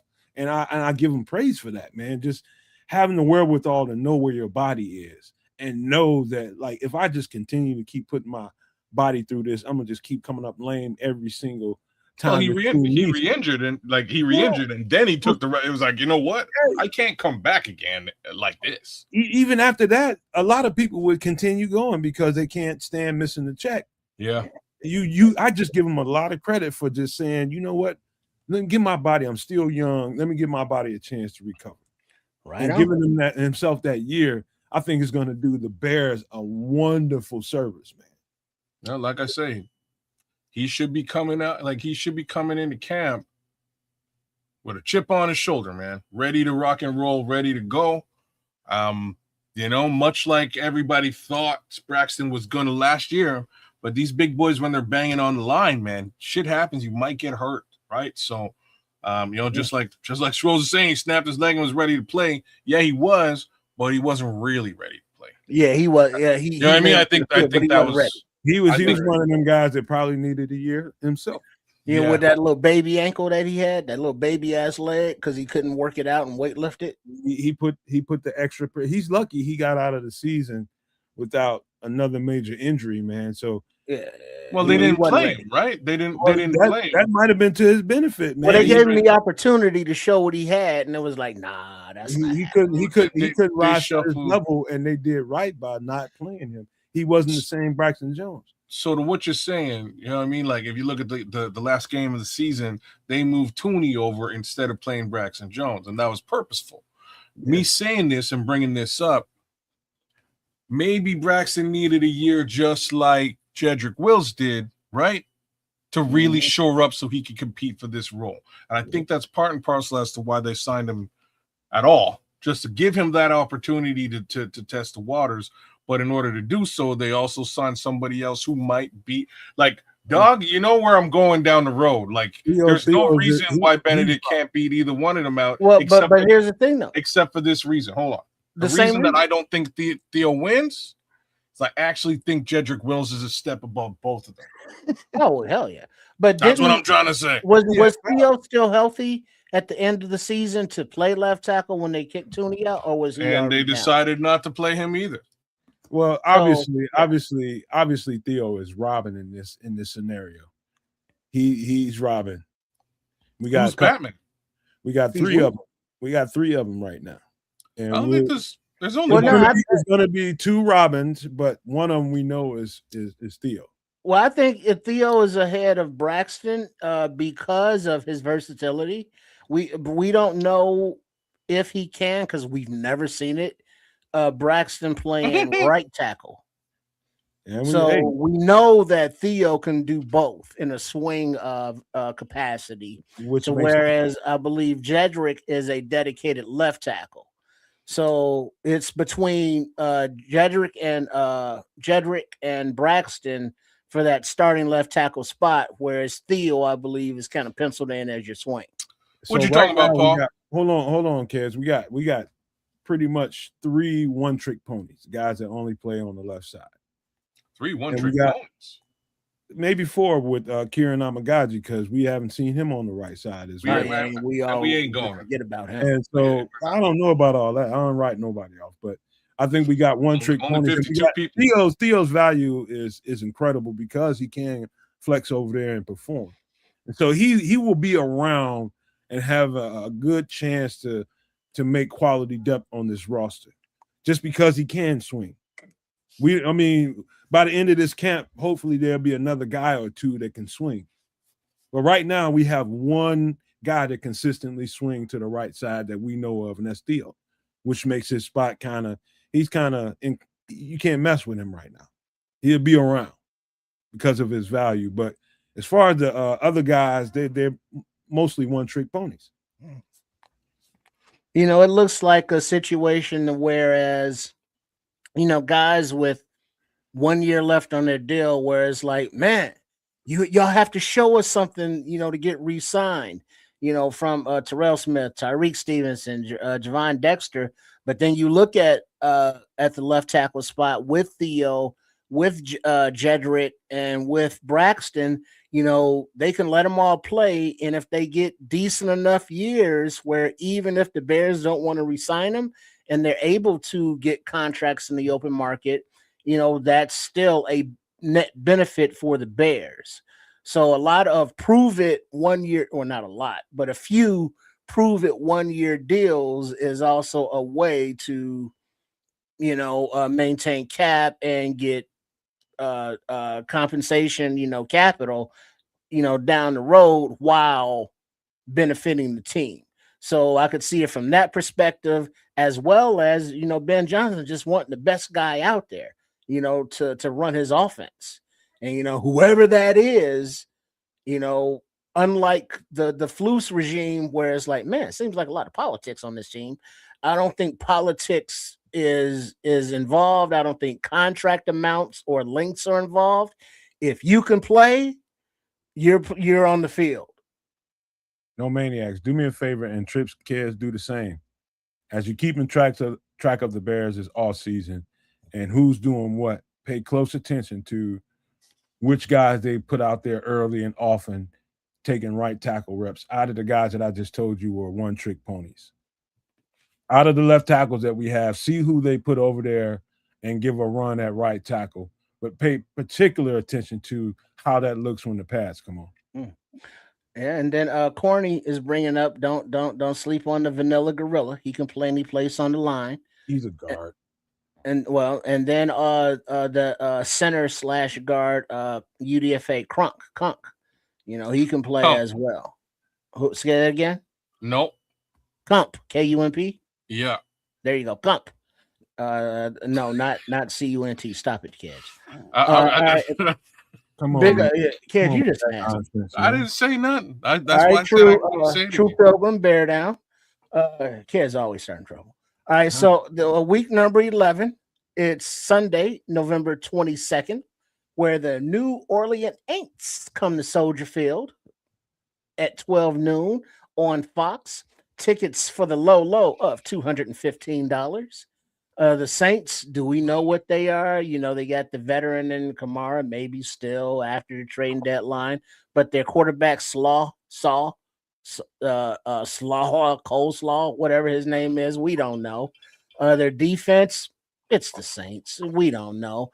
And because we don't know what they are, but we do know what the Bears will be, especially coming out of a bye mid-season, ready to push, not only to make the playoffs, but it's like, hey, yo, this division, these playoffs, let's go ahead and finish out this season by taking them.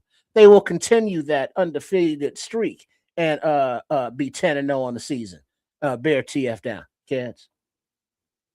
I don't have a lot to talk about here. W.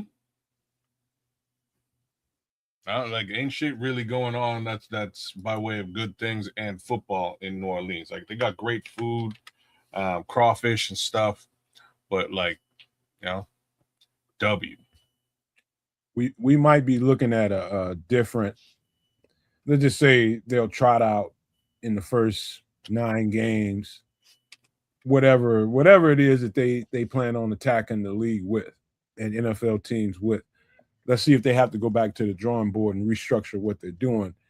I don't know where the trade deadline falls in this scenario, but I think that'll have like a team like New Orleans could be depleted by this point.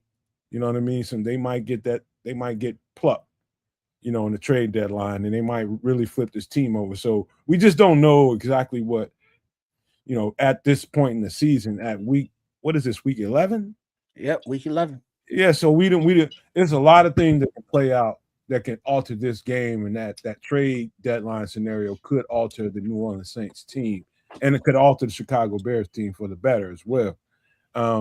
This is a dub, man.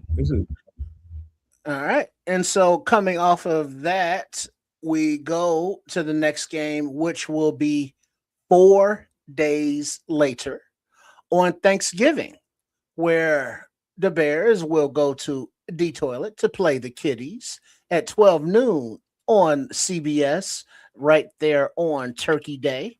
So short turnaround, fast turnaround, if you will, a short in between games.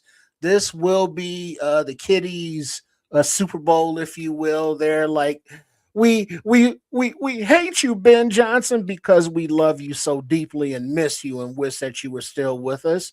And we hate that we have to see you and see you be happy and successful because they're petty little people. The Kitties are and their fans. So, the Bears will be like, hey, prime time. We are still trying to strive and get better and stronger to the playoffs. The Bears will be 11-0 by the end of Turkey Day, kids. Bear TF down. Damn. No losses from Triple R. Rolling. So, yeah, I think we win this one. I think we go to Detroit and we leave eating turkey. That's what I think happens this time around. I think the people of Detroit will be super pissed. Now, let's talk about the elephant in the room. Like this is a very important game, right? This is really one of those games where we get to test this secondary. This secondary has to be fully connected with each other. They need to be playing the right way. I don't think we're going to be able to get to Jared Goff, but the upside to me is if Jared Goff has no place to throw the football, somebody gonna get to Jared Goff, and that's how this should potentially work. And I need to see that happen live and direct on November 28th, Thursday night. That's where I'm at. Oh, Thanksgiving Thursday, that is. I'm gonna give you guys my take from about 60 feet above. I'm kind of looking. I just want to tell you my mindset before I get into details. From above and from that distance, what I've been saying the last couple of years on the channel is, and I'll say it again, Detroit had a window to win a championship, maybe two. Maybe two. I think they had a strong enough team to do that. But I think, and this is gonna kind of settle itself, I think, long before we see them in week 12. What I saw them gradually turn themselves into throughout the season last year, I think is going to be at the forefront this year. They ain't the same team. They don't have the same gusto that they had when they celebrating in the end zone and running 40 points up on everybody in the league. That's not the same Detroit Lions we're about to face by the time we get to them in week 12. That's not going to be the same team. And I think the dust will have settled on the Detroit Lions by the time we see them in week 12. Now, saying all that doesn't mean that we're going to see a weak-ass Detroit Lions team. They're going to have the same piss and vinegar about them to beat the Chicago Bears that they had any other time we played them, even if their season is going to shit. Just letting you know that right off the top. It's not going to be easy, but it will not be the same Detroit Lions team. And I'm gonna give you a real hot take. By the time we get to week 12 playing the Detroit Lions, there will be questions about not only Dan Campbell, but that quarterback. I promise you, mark my words, you want to write this down and Nomad told you that? By the time we get to week 12, that's going to be the conversation. I promise you. Now, what's the conversation going to be about? Dan Campbell is going to be getting questioned, and they're going to have questions about Jared Goff. Well, when you say that, and kids, I had a retort for kids or a concern that kids was concerned about of how this defensive line won't get to Jared Goff. And it's like, granted, Jared Goff's game is the quick release, the timing, getting the ball out. And I would counter with that the upgrades and personnel that Dennis Allen got isn't going to allow Jared Goff that quick zoom. plus the speed off the ball upgrades of Street, of Lynch, what's the other brother on the defensive line we added? Street, Lynch, and Neville Gallimore. Gallimore, thank you. That, getting off the ball that much quicker is going to speed up things. So that's going to lead to either sacks or more forced throws, which are going to lead to interceptions. So I believe that golf timing aspect is negated, and it also helps that he's goddamn statue back there in the pocket.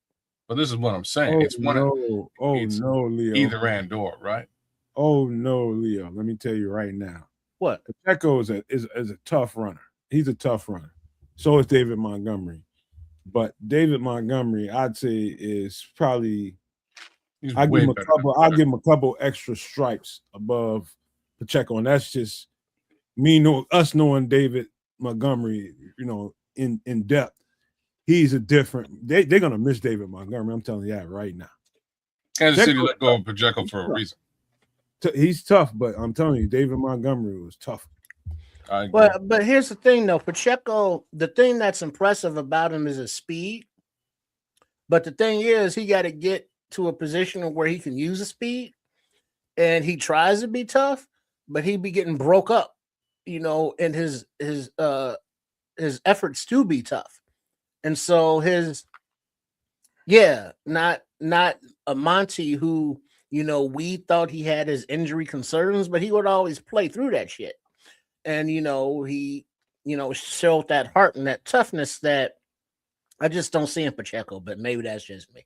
I think Demo will end up being probably the biggest mistake they've made in the offseason. It's not going to, it's going to be an interesting situation from a run game perspective, but I don't think they're going to see much difference. What's his name is really going to just David Montgomery's intangibles, the things that they can do with David because he's a great receiver out of the backfield. He's great in short area. The extended plays that he made just by not going down easy and just being dynamic and wiggling out of stuff. He made plays for them that only David Montgomery can do. They will miss him. I promise you that, kids. Guarantee it. Well, Red Baron is saying Pacheco runs violently for about 2 yards. Mm-hmm. King is saying Pacheco going to give you the hardest 2-yard runs in history. So whereas we all know, Monty will give you a solid 3.5. So, yeah. Damn. He's a much better running back. No, I agree with you. He's a much better running back than Pacheco.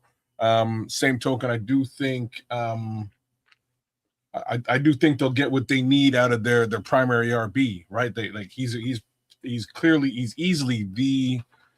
I think he's the top pass catching back in the NFL. He's the top back in the NFL.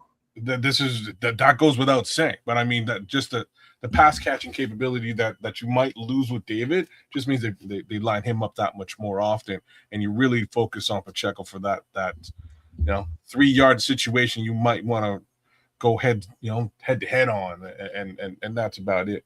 But yeah, I also think because David's not there, I think it alters the dynamic in that backfield, and they rely on Gibbs a little too much. And by the time we see him, he's gonna have some himpy gimps going on. That's not a crazy thought. I strangely don't think so. I think he's able to handle the whole. I think he can be a bell cow back if you really needed him to be. Yes, I think it was really great that Detroit sort of gave him a partner to take a little bit of weight off of him initially, but I think he can hold the rock down. I think he can hold it down by himself. So we'll see how that works. I do think he's better. I think Gibbs is the best player in the NFL. Yeah, I think Gibbs is way better than Bijan. His comment, Red Baron saying, do you think Gibbs is better than Bijan? And you got unanimous with Nomad and Kev saying yes. I agree for sure. I not only think he's better, I think he's the best player in the league, right at this point. Bijan? Best player in the league is saying a large thing, and I'm not sure. The best player in the league. I'm not sure I really have a viable argument to put against that. He'll run the rock anywhere. He's a major threat in the passing game. He's the better part of that Detroit offense. Not to really take anything away from Jameson Williams and Amon-Ra St. Brown, but it's Jahmyr Gibbs, y'all. Like he's a special player. A year or two ago, I might have said Saquon Barkley, but right now, I think Jahmyr Gibbs is the best player in the NFL. See, even me, I would have, like, if Gibbs is in the NFL, I would go Gibbs because of his ability to catch the pass. Like he's versus Saquon. Like Saquon's you think he can catch the ball? Don't get me wrong. I think Jahmyr Gibbs is one of the best pass catching backs we may have ever seen in the NFL. That's what I'm saying. I'm not saying that Saquon can't catch the ball. I'm saying Jahmyr Gibbs is an amazing pass catching back. Saquon isn't, when it comes to hand, Saquon Barkley is probably so much more unique than any back that I've seen since LaDainian Tomlinson, as far as his hand and flat out running the ball ability. Saquon Barkley is a unicorn. Gibbs, he's touching that category. He's touching that category right now, and that's special. That is special. That's what I'm talking. I'm describing special. Yeah, he's the best. He's the best player. All right, I agree with you. Right on. All right, so that will move us on into December, Sunday, the 6th, week 13. And the Jacksonville Jaguars come to town, quarterbacked by Sunshine himself, who mistakenly or foolishly or fooling the fans got a Ellen DeGeneres haircut on schedule release week. But they will be coming to Soldier Field for a 12 noon game on Fox. And the tickets, dirt cheap for $196 a piece. Duval. And their serial killer head coach will be coming to Chicago to come on, take this early December L, pushing the Bears record 2-12-0, of course. Offensively, Sunshine just don't put no fear in no defensive hearts. And, defensively, who they going to rely on? Travis Hunter? Yeah, the Bears, undefeated, Bear check that.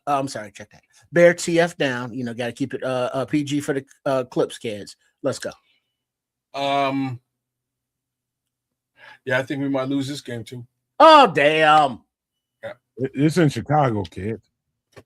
It does make a bit of a difference, but like, here's what I don't know. Right? Towards the end of last season, this team started to become a football team. Right? We walked into 2025 laughing Duval and thinking the Jags were gonna get run over like they always do. That wasn't the case though. And ain't none of us really watching Jaguars football. You can tell me you are, and that's cool, but I ain't watching no Jaguars football. You can pay me enough. I did a little bit. All right.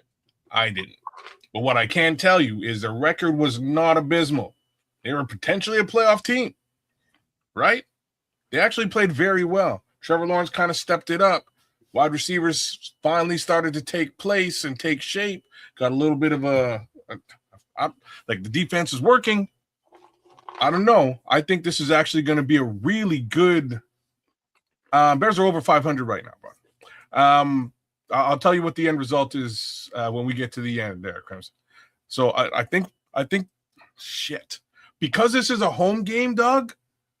I kind of have this one as a complete toss up for me, but I'm gonna give the Bears the yell here for the sake of it. Bears up. I'll tell you what you probably didn't factor into this. What? And weather in December. I don't know. You got that going on. You did mention that.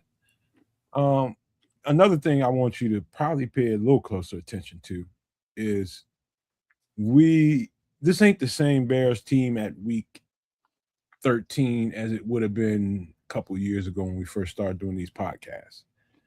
Our home field is going to be a particular advantage, especially at this point in the season. They're going to be feeling the energy. the atmosphere is going to be electric at Soldier Field, and we're going to have a huge advantage by way of that. The fans are going to be ballistic in there, and the team is going to feed off of it. That being said, let's get the X's and O's out of the way. Again, Jacksonville is one of those teams that really, really dug in as far as the draft goes in the trenches between the linebacker and defensive line position. They are tough. They drafted well. You're right. They've drafted very well, and that's another team that keeps getting plucked when free agents come available. They just can't hold on to them because they draft so well. They have to let them go, and they end up being studs for other teams. But they continue to bring in new talent, and they continue to cycle them in and play well. However, I do think Chicago is going to be a particular kind of prickly creature at that point in the season, and it's going to be hard for Jacksonville with their warm ass to come in Chicago at that point in the year to come and get a dub. Nah, they taking an L that day. Mm-hmm. All right, and so that will, conclude the festivities of Week 13 with that Jacksonville game, pushing to Week 14 on Sunday, December 13th. The Bears go down to Miami and play a 12 noon game on CBS. And tickets, man, $128. That ain't nothing but some couch change. So looking at Miami, it's always, hardcore for Chicago teams to go down there and play in the wintertime because it's like, such a relief from the winter, and you got the scantily clad beach dwellers and layers out and such, and all the Miami Vice Lambos, and it's like, yeah, Miami, but this is business. This is a Ben Johnson coach team, and they're going down there to continue the tradition of beating the hell out of these soft ass Dolphins. Because you know what? Teams take on the personality of their coaches.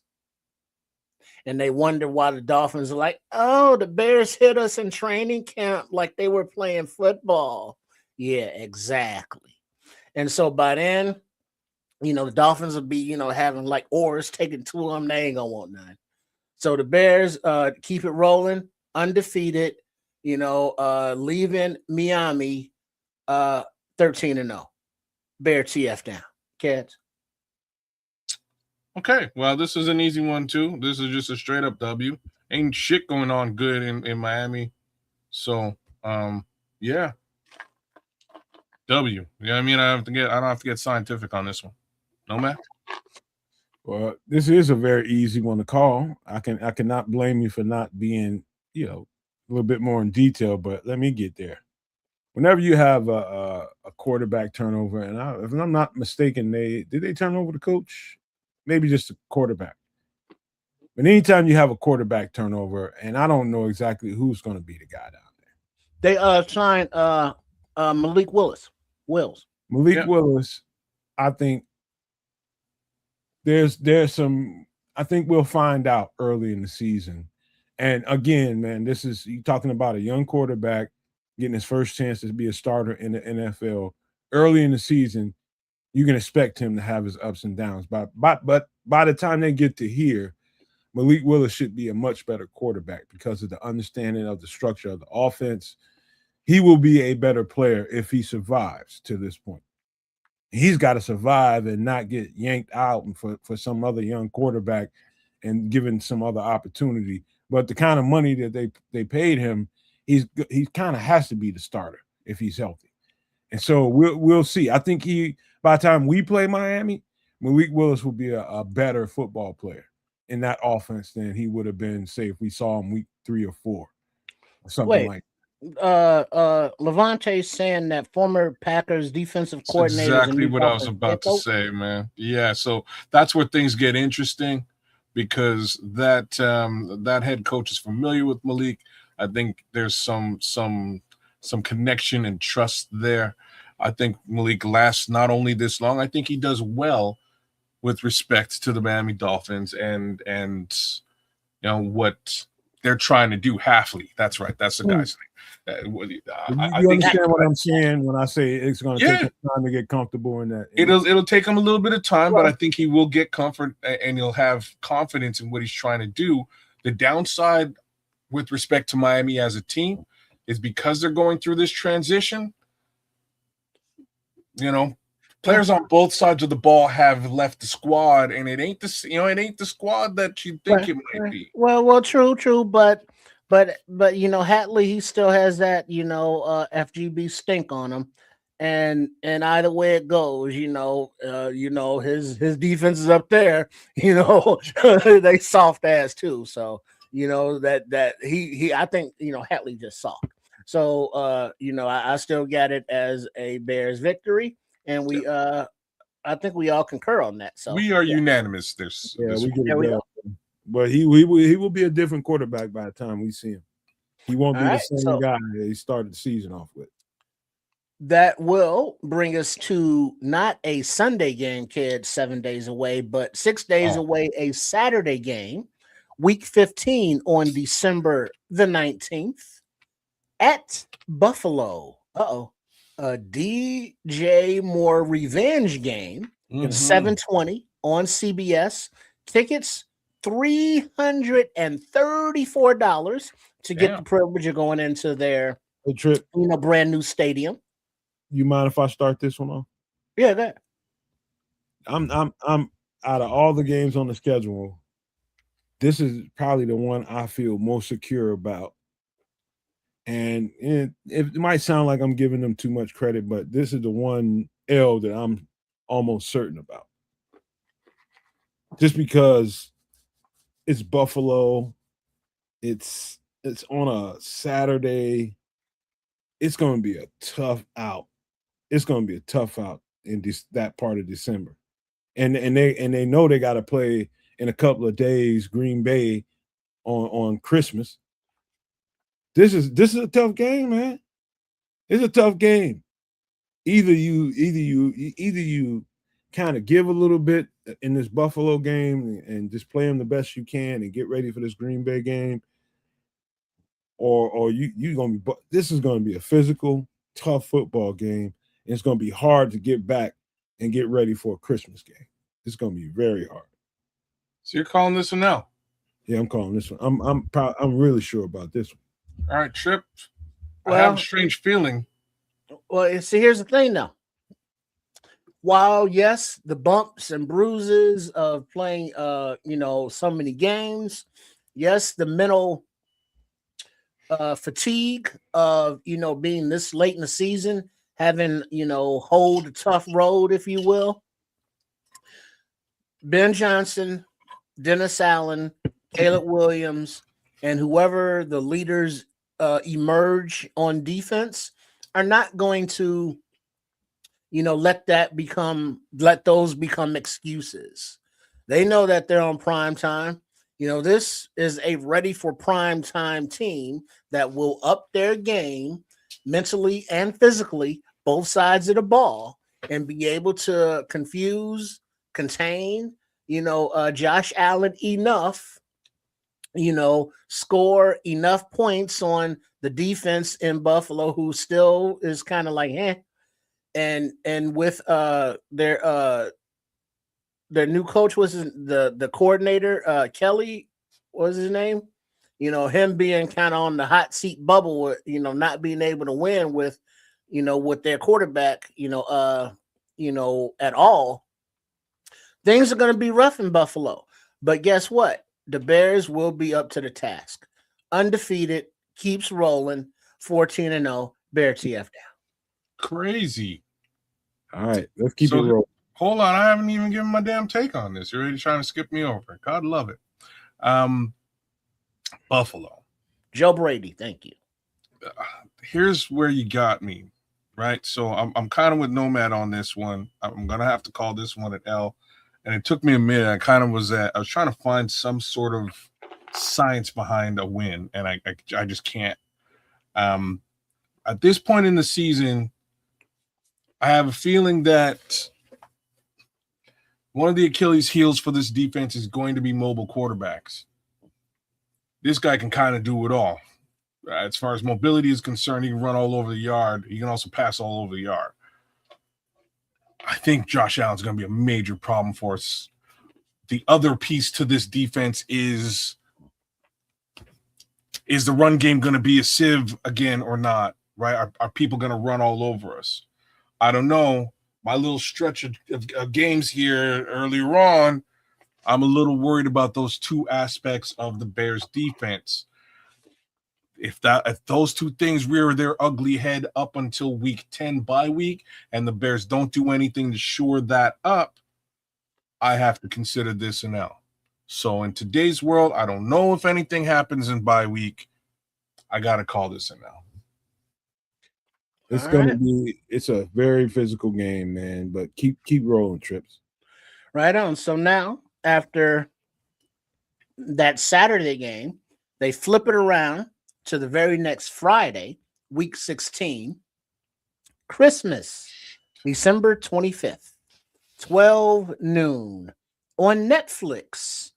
The Green Bay Packers, FGB, come to town to play that Christmas morning or early afternoon game. Tickets, $336 a piece. So ask Santa for that in your stocking. Mm-hmm. And I'm seeing, they're coming off that tough schedule, short weeks, but they also realize that this is a divisional game. That pretty boy LaFleur is coming to town, and we know how Ben Johnson feels about that pretty boy LaFleur. This will be, a further opportunity for the Bears to put belt to ass for those Packers.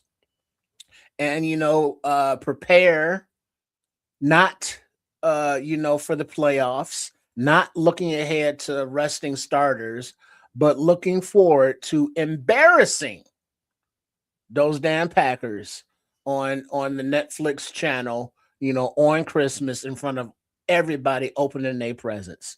Merry Christmas to us all, and to all a good night, as the Bears will depart Christmas undefeated, 15-0. Bear TF down. Let's go.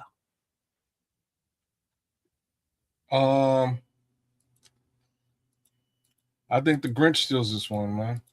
Oh, Lord. So, personally, I have a splitting with Green Bay. We win earlier in the season. We lose later in the season. This is the later game.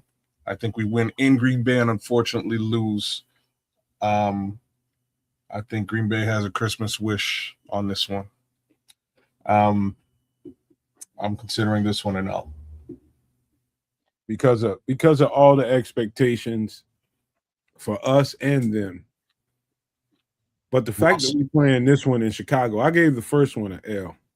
So you went the other way. Yeah, Okay. I think it's going to play out. They'll get their home win, we'll get ours. But I'm going to tell you, by this point, Green Bay will be a little bit more desperate team than they were at the early part of the season. This is everything on the line, everything that they paid Micah Parsons, everything that they invested in Love, everything in this coach who is actually on the hot seat. If I had to give you a take that meant something, it was a push to kind of bring them back this year. So we're going to find out. They're going to everything that Green Bay says they are and thinks they are is going to show up on that field on December 25th. I'm telling you right now. So I'm gonna give you one little piece of insight as to why I think this might go the other way. I think Mike is going to play in this game. He should be healthy by then. I don't think Mike is going to be ready for the earlier. What do you think healthy Micah Parsons is after a knee injury like that? What do you think that looks like? Well, it's right. So the whole year, man. Well, he needs a better part of year. That don't mean they ain't gonna put him on the field, right? So he's gonna be out there, but that don't mean he's gonna be the same. He out there looking like JJ. He's better looking like something than nothing. So I'm just saying, having him on the line is gonna be at least semi-effective, and I think that's gonna be the difference in this particular football game. This is gonna be a dub for the Bears. Okay. Which will lead into week 17. back on Sunday, January 3rd. Happy New Year, everyone. At 3:25 p.m. on Fox, Detroit Kitties will be coming to Soldier Field for the first game of 2027. And you can get the tickets for the amazingly affordable price of $196 a piece. That's a good deal. There you go. So I think this will See, they be even know. the opportunity for not the Bears to gear down with their starters, because I foresee a lot of games throughout the season to where Caleb and the starters all don't have to play the entire games. There'll be a lot of backups coming in, for garbage time. As the starters, stand and smile, drink a little Gatorade, giving each other high fives for job well done. So this will be a opportunity for those backups to get a few more reps, as the starters will, play maybe the first half and, go chill, because, the playoffs seeding is all locked up. They got the home field, buys going already. So they're giving the opportunity for the players to rest up, get those dings and dungs and danks healed. So with that said, the Bears backups will still be better than the Detroit Kitties starters, whoever they may be. So the Bears will continue the streak rolling, 16-0, Bear TF down. Let's go. I need to hold on a second. Oh, You want me to go? You can go. This is when the Bears will put the final nail in the coffin for Detroit this day. The cast will already be over them by the time the Bears get to them. So the conversation will be long happening before the Bears get them. But Ben Johnson and this offense, they'll do this to spite them. How we got boat race in that game in Detroit last year. That's going to come back in reverse. Reverse straight up on Detroit. The die is cast by the time we see Detroit in Chicago. They're going to put the final nail in the coffin in Detroit, and this is going to be the boat racing game. They're going to boat race the shit out of Detroit by this point.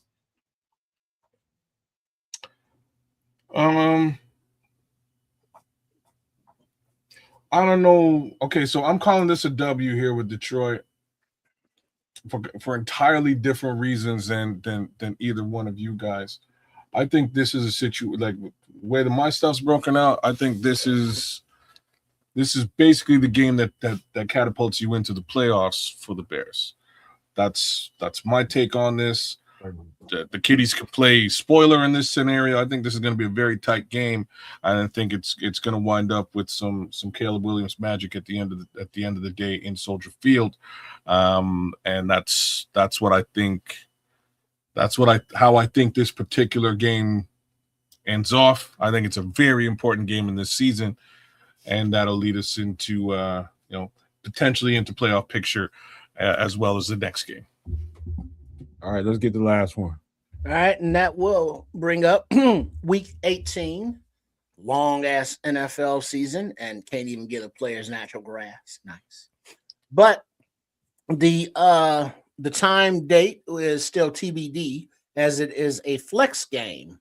So where they need eyes or viewership is where this game will be. So the time is still also TBD, as is the network. All we know is that the Bears will be visiting Minnesota, and the tickets, the lowest of $121 a piece. So this will be, obviously the wrap up of a 17-0 season for the Bears, because by then the Vikings will have, already made their reservations for Cancun. And the Bears backups will be getting most of the reps, given, the starters that, extra time off plus the bye week, preparing to dominate the playoffs. So yeah, it's just going to be one of those games where it's like, oh man, I know we're going to represent because, man, y'all beating the shit out them Vikings. but whatevs, got to do what you got to do. It ain't personal. Yep. So, 17-0, closing out the season, preparing for the playoffs. Bear TF down. Yes. Okay. Final game of the season. I think this is another game, another Bears W. I just don't think Minnesota has it this year. Obviously performing pretty well in division, which is a little bit surprising, especially considering it all. That being said, this for me is the game that clinches our playoff go. Right. I think the Detroit situation has us sort of looking at a wild card, but this one has us hands, solidly in the playoff picture now at the very end of the situation at the end of the season. I don't believe that we'll be resting anybody, unfortunately, in this game. I think we're actually going to be playing this game to win a football game, and we will handsomely. I think by week 11 and 12, we'll have our playoff position already seated. We'll be there. I think by the time we get down to this last game of the season, it's definitely going to be, let me see what we got in reserve, and let's see what we got going into the playoffs in our reserves in case we need them. And they'll get full throttle A-plus authority in this game, and we'll see a lot of reserves. I'm not saying we won't see the starters for a couple of plays, but I wouldn't be surprised if we don't see them at all. Give them some rest and get them ready for the playoff run. And particularly, this is going to be interesting for Minnesota because I do think they'll be bottlenecking somewhere around. And I'm just me. I think they'll be bottlenecking somewhere around a wild card spot. And just because of we are in the position we are in, they have a strong chance to make the playoffs if they can get out of this with a win, man. I think they can make the playoffs. I think they'll fight for a wild card spot, and this game might help them get that. So it's going to be a catch-22. Do you want to eliminate them guys, get them guys the fuck out of the playoffs? Or you think Minnesota's going to be going for a playoff? Yeah, I think they will be bottlenecking. You do? Spot, yes. Yes, No they always chance. are, bro.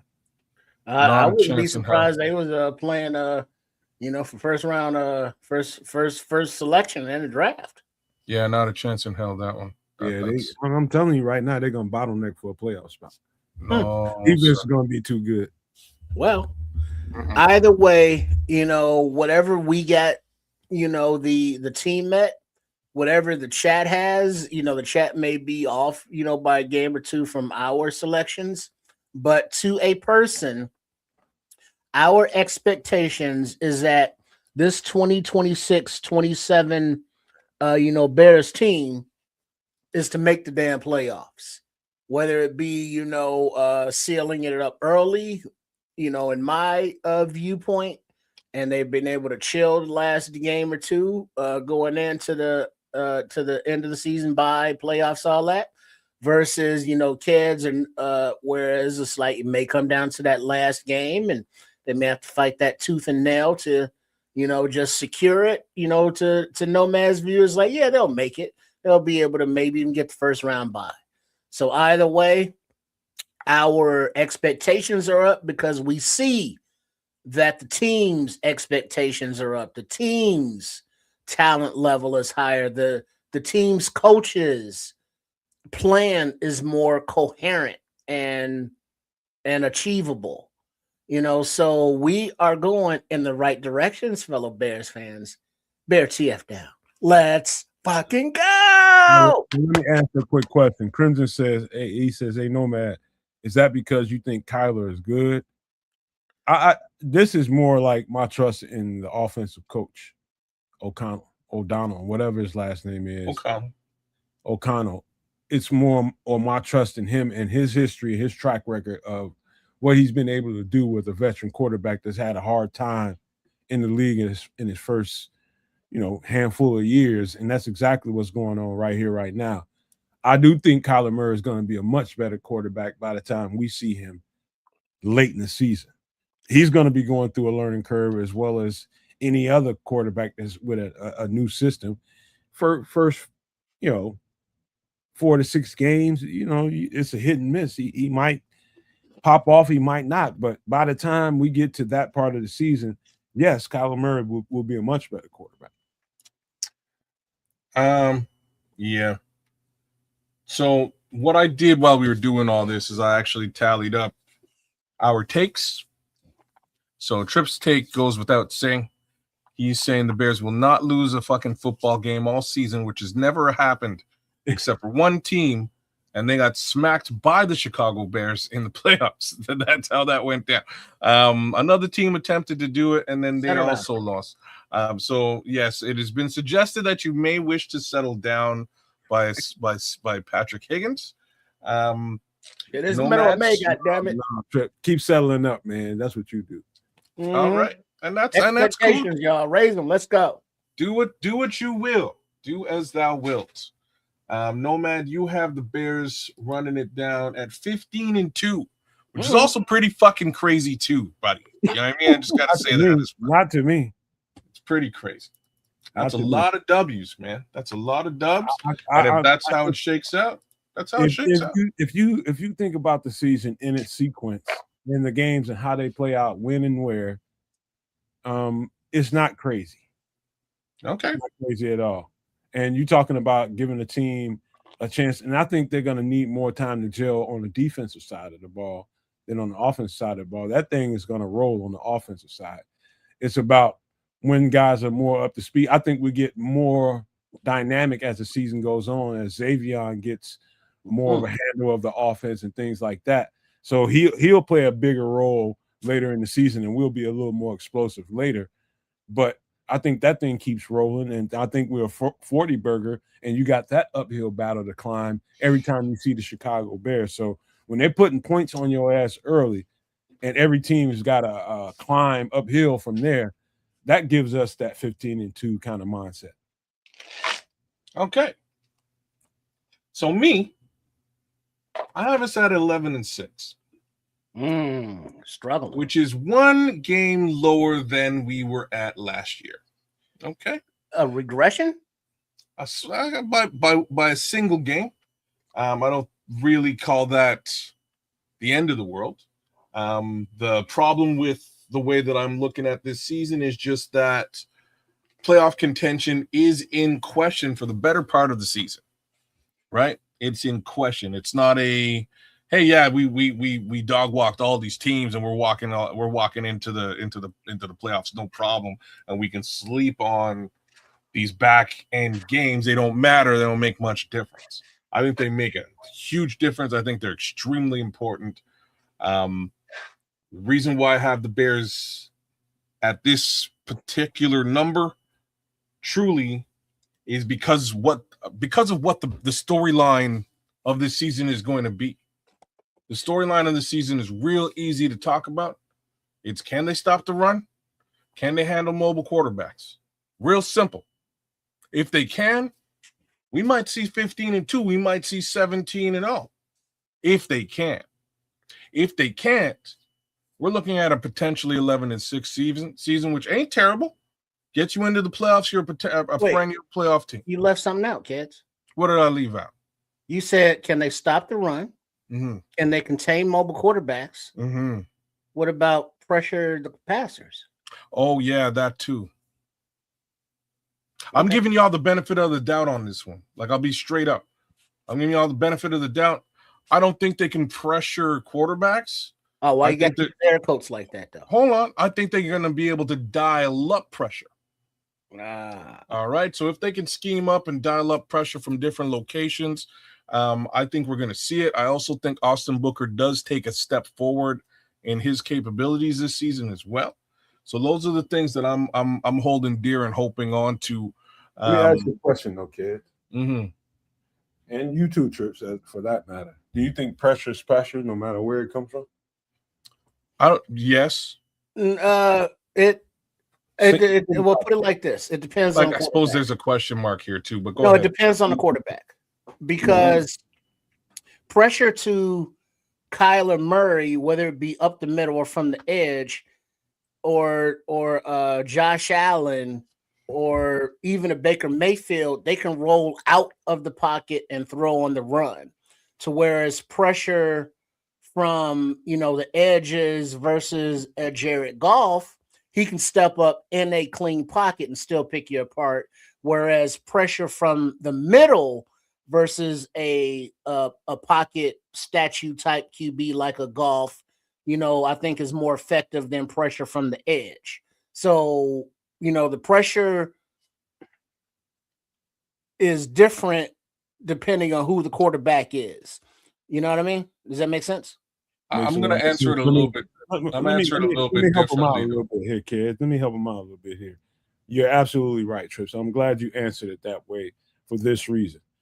Like if pressure came from here or pressure came from there, those are open areas of if you can get a guy, streaming in that area, and you can get the quarterback to hit him on a timing route or something like that, then you got a problem down the field because everybody's matched up.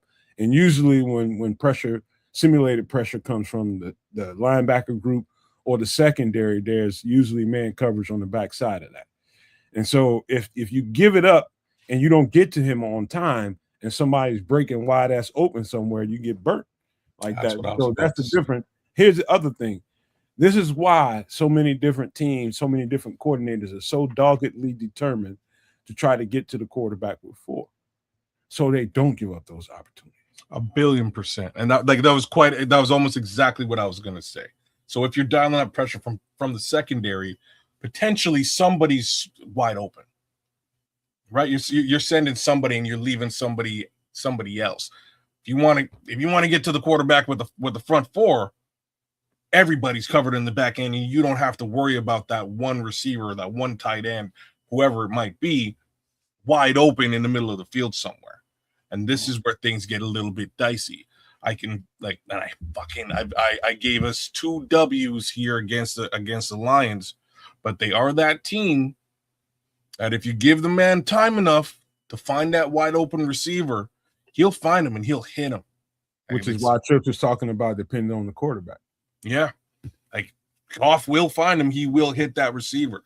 And that's where things get interesting with respect to the Detroit Lions. Don Burr, 0 love, bro. Sit and spin. That's such a millisecond kind of quick decision making kind of thing. Like depending on where that heat's coming from, did you see this in time? These conversations are had on the sideline. As soon as that play is over, let's say he didn't see the open guy, and the offensive, let's just say his quarterback coach comes to him with the iPad or whatever that thing is they use, and he shows him like, hey, you see right here, he was streaking wide ass open. You just didn't see him. This is why play in and play out, series in and series out, teams get better on the sidelines and y'all don't even realize it. And so if a guy is successful at sending a certain kind of pressure at you once, you don't think that coordinator is going to call it twice? If you don't think you can correct that mistake, you don't call it till you stop it. Yeah, shit, fuck it. What you gonna do if it ain't broke? Don't fix it. Shit, So it's a game of cat and mouse the entire game, and that's why teams get better when they come out after halftime. Things like we're talking about right now.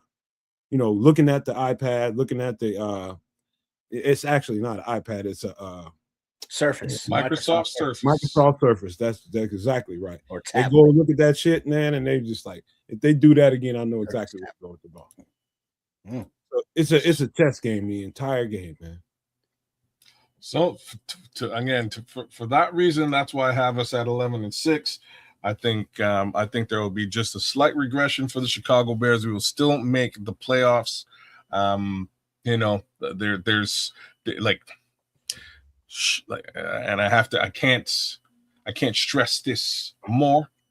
If they recognize within the first 9 games that that not being able to get pressure with the front 4 is untenable, and they do not make some sort of a move after the bye or during the bye to get somebody who can add pressure, there is a potential for them to miss the playoffs.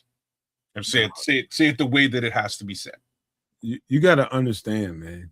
And to this, and I've said this, I don't know how many times, kids, and I You- still don't think it's getting through your cranium, man. You thick-headed, right? It's got nothing to do with me being thick-headed. It has You to do with the you are realities. because I've explained Doug, it to you. I know you have, and I'm taking every piece of this into consideration. But the realities of the universe are the realities of the universe, right? Like you're saying that maybe this works, and maybe it does. Maybe it winds up being 15-2 if it works. 17. But again, you have dynamic The opposite of this is also just as valid and true. There's potential that it doesn't, and if it doesn't work, they've got to be dynamic enough to find a way to make it work. Kids, you'd probably be right if what I'm saying doesn't make a whole lot of sense by the time the trade deadline comes around. They're probably going to jump all over some dude somewhere.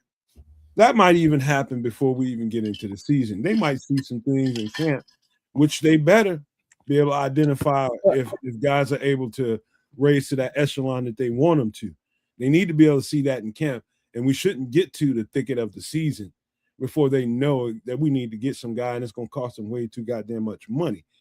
And so, to be honest with you, right now is the time, once they put the pads on, a couple weeks into the pads, we should know some shit.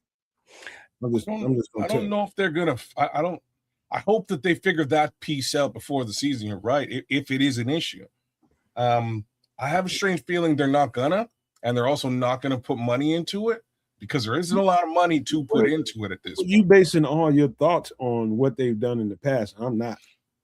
Well, I'm basing it more on money. There's not a lot of money to go around right now. And it's kind of evident, like they would have to, and we've talked about this a little bit already. They would have to probably look at a Jalen Johnson trade or somebody picking up either Dio or Grady. Like there's certain guys that they would have to move in order to free up money to do something substantial. And I don't think they're of the mind to do any of those things for the 2026 season. All I know is that if I say Jalen Johnson in that scenario that you just mentioned, all I know is I get tarred and feathered. All I know. But shout out to Juju. Shout out to Juju. He says, as usual, I appreciate y'all so much for the content. Can't wait till y'all go national. Salute, bro. I holler at your boys. Big up, Juju. We can talk about the Bears. We can talk about the division. We can talk about the league. Yeah, we can talk current events. What you need, Juju? What you need? We got that shit. We got it. We got it, man. But hey, listen, I do have a lady that's off, and then she's freshly showered. Oh my goodness. Hello. Oh my Let's goodness. just say that. Let's just leave that there. Let's just leave that there. And I would love to keep chopping it up with y'all, but we will be back here Wednesday at 8 p.m. Central, man, for some extra sauce. We will be back here rocking this shit like we always do. We're going to have a hella conversation for y'all like we always do. So just wait. We got y'all. We got y'all covered, man. We're going to get to some current events that we need to talk about. We're going to get it to a whole bunch of Bears. We're going to get it to a whole bunch of stuff. That's what we do on Wednesday night at 8 p.m. Central. But thank y'all. Trips did a really good job of narrating this whole thing like only Trips can do. And, the schedule is the schedule. I don't care who we have to deal with. I just don't, because an opponent is an opponent. You just got to figure out a way to nix whatever they have going on, man. And that's the way I look at it. It's the way I always will. But there are intangibles in the equation: home field advantage, weather, time of year, what kind of situation is the trade deadline going to leave you in as an organization. All that shit is a factor in the entire schedule layout that we just did. And I hope y'all appreciate the breakdown we did, because we did the best we could with that one, man. Right on. And I must say, before we wrap up and get out of here, I've become unhealthily smitten with Xavier Thomas, kids. I can't get enough of looking at his LSU film, and then even going back to the Mississippi State stuff, where he's just on the field and people, defenders losing their angles, and him being tough and him being a backfield weapon, him being a screen weapon, him being a downfield weapon, and him catching with his hands and being a go-to guy in crucial situations. Kids, I think I know why Ben Johnson be rocking back and forth sometimes when he's like, "Oh, the things I'm going to do with you, Xavier." And I don't mean that in the Diddy way, Red Baron, settle down. That did sound right. Yeah, I heard it coming out and it was like phrasing. Damn. But yeah, you know what I mean. Putting him in the running back situations, putting him in all of that. I like to watch you scramble in these situations. No, you got to fix that one. That's kind of fun. Yeah, but the way Ben Johnson wants to utilize Xavier Thomas's football skills on the gridiron within his game plan. I'm glad you put the word football. It's just a matter of time. It's just a matter of time. Or else the whole thing would have went sideways. It's just a matter of time before Opus Clip AI keys in on Triple R's nasty mind. When Opus Clip just comes in on its own and says pause. Yeah, like it's gonna be some shit. Like he's gonna figure you out. We all just freeze. We did not lose internet connection. Wait, Red Parent said Ben is looking at Xavier like he's freshly showered. We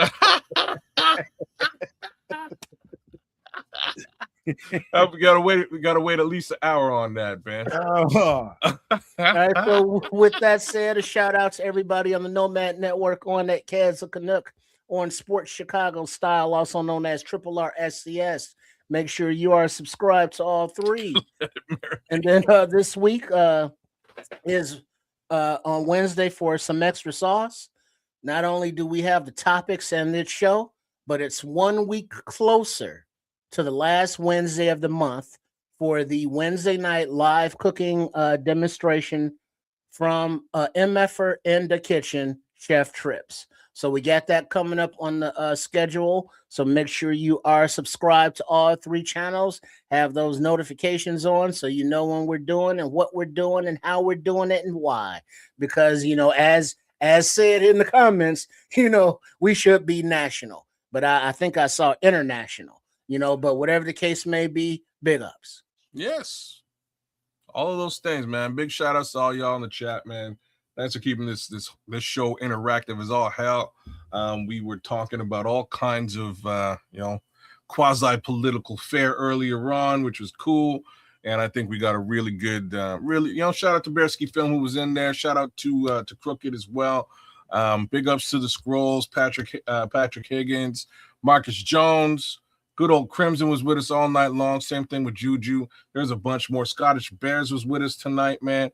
Big ups to all y'all. By all means, become a member. Hit the wrong thing, kids. My bad. Well, by all means, either way. Up there to become a member. No, not yet. Oh, okay. Then don't do that, but do it.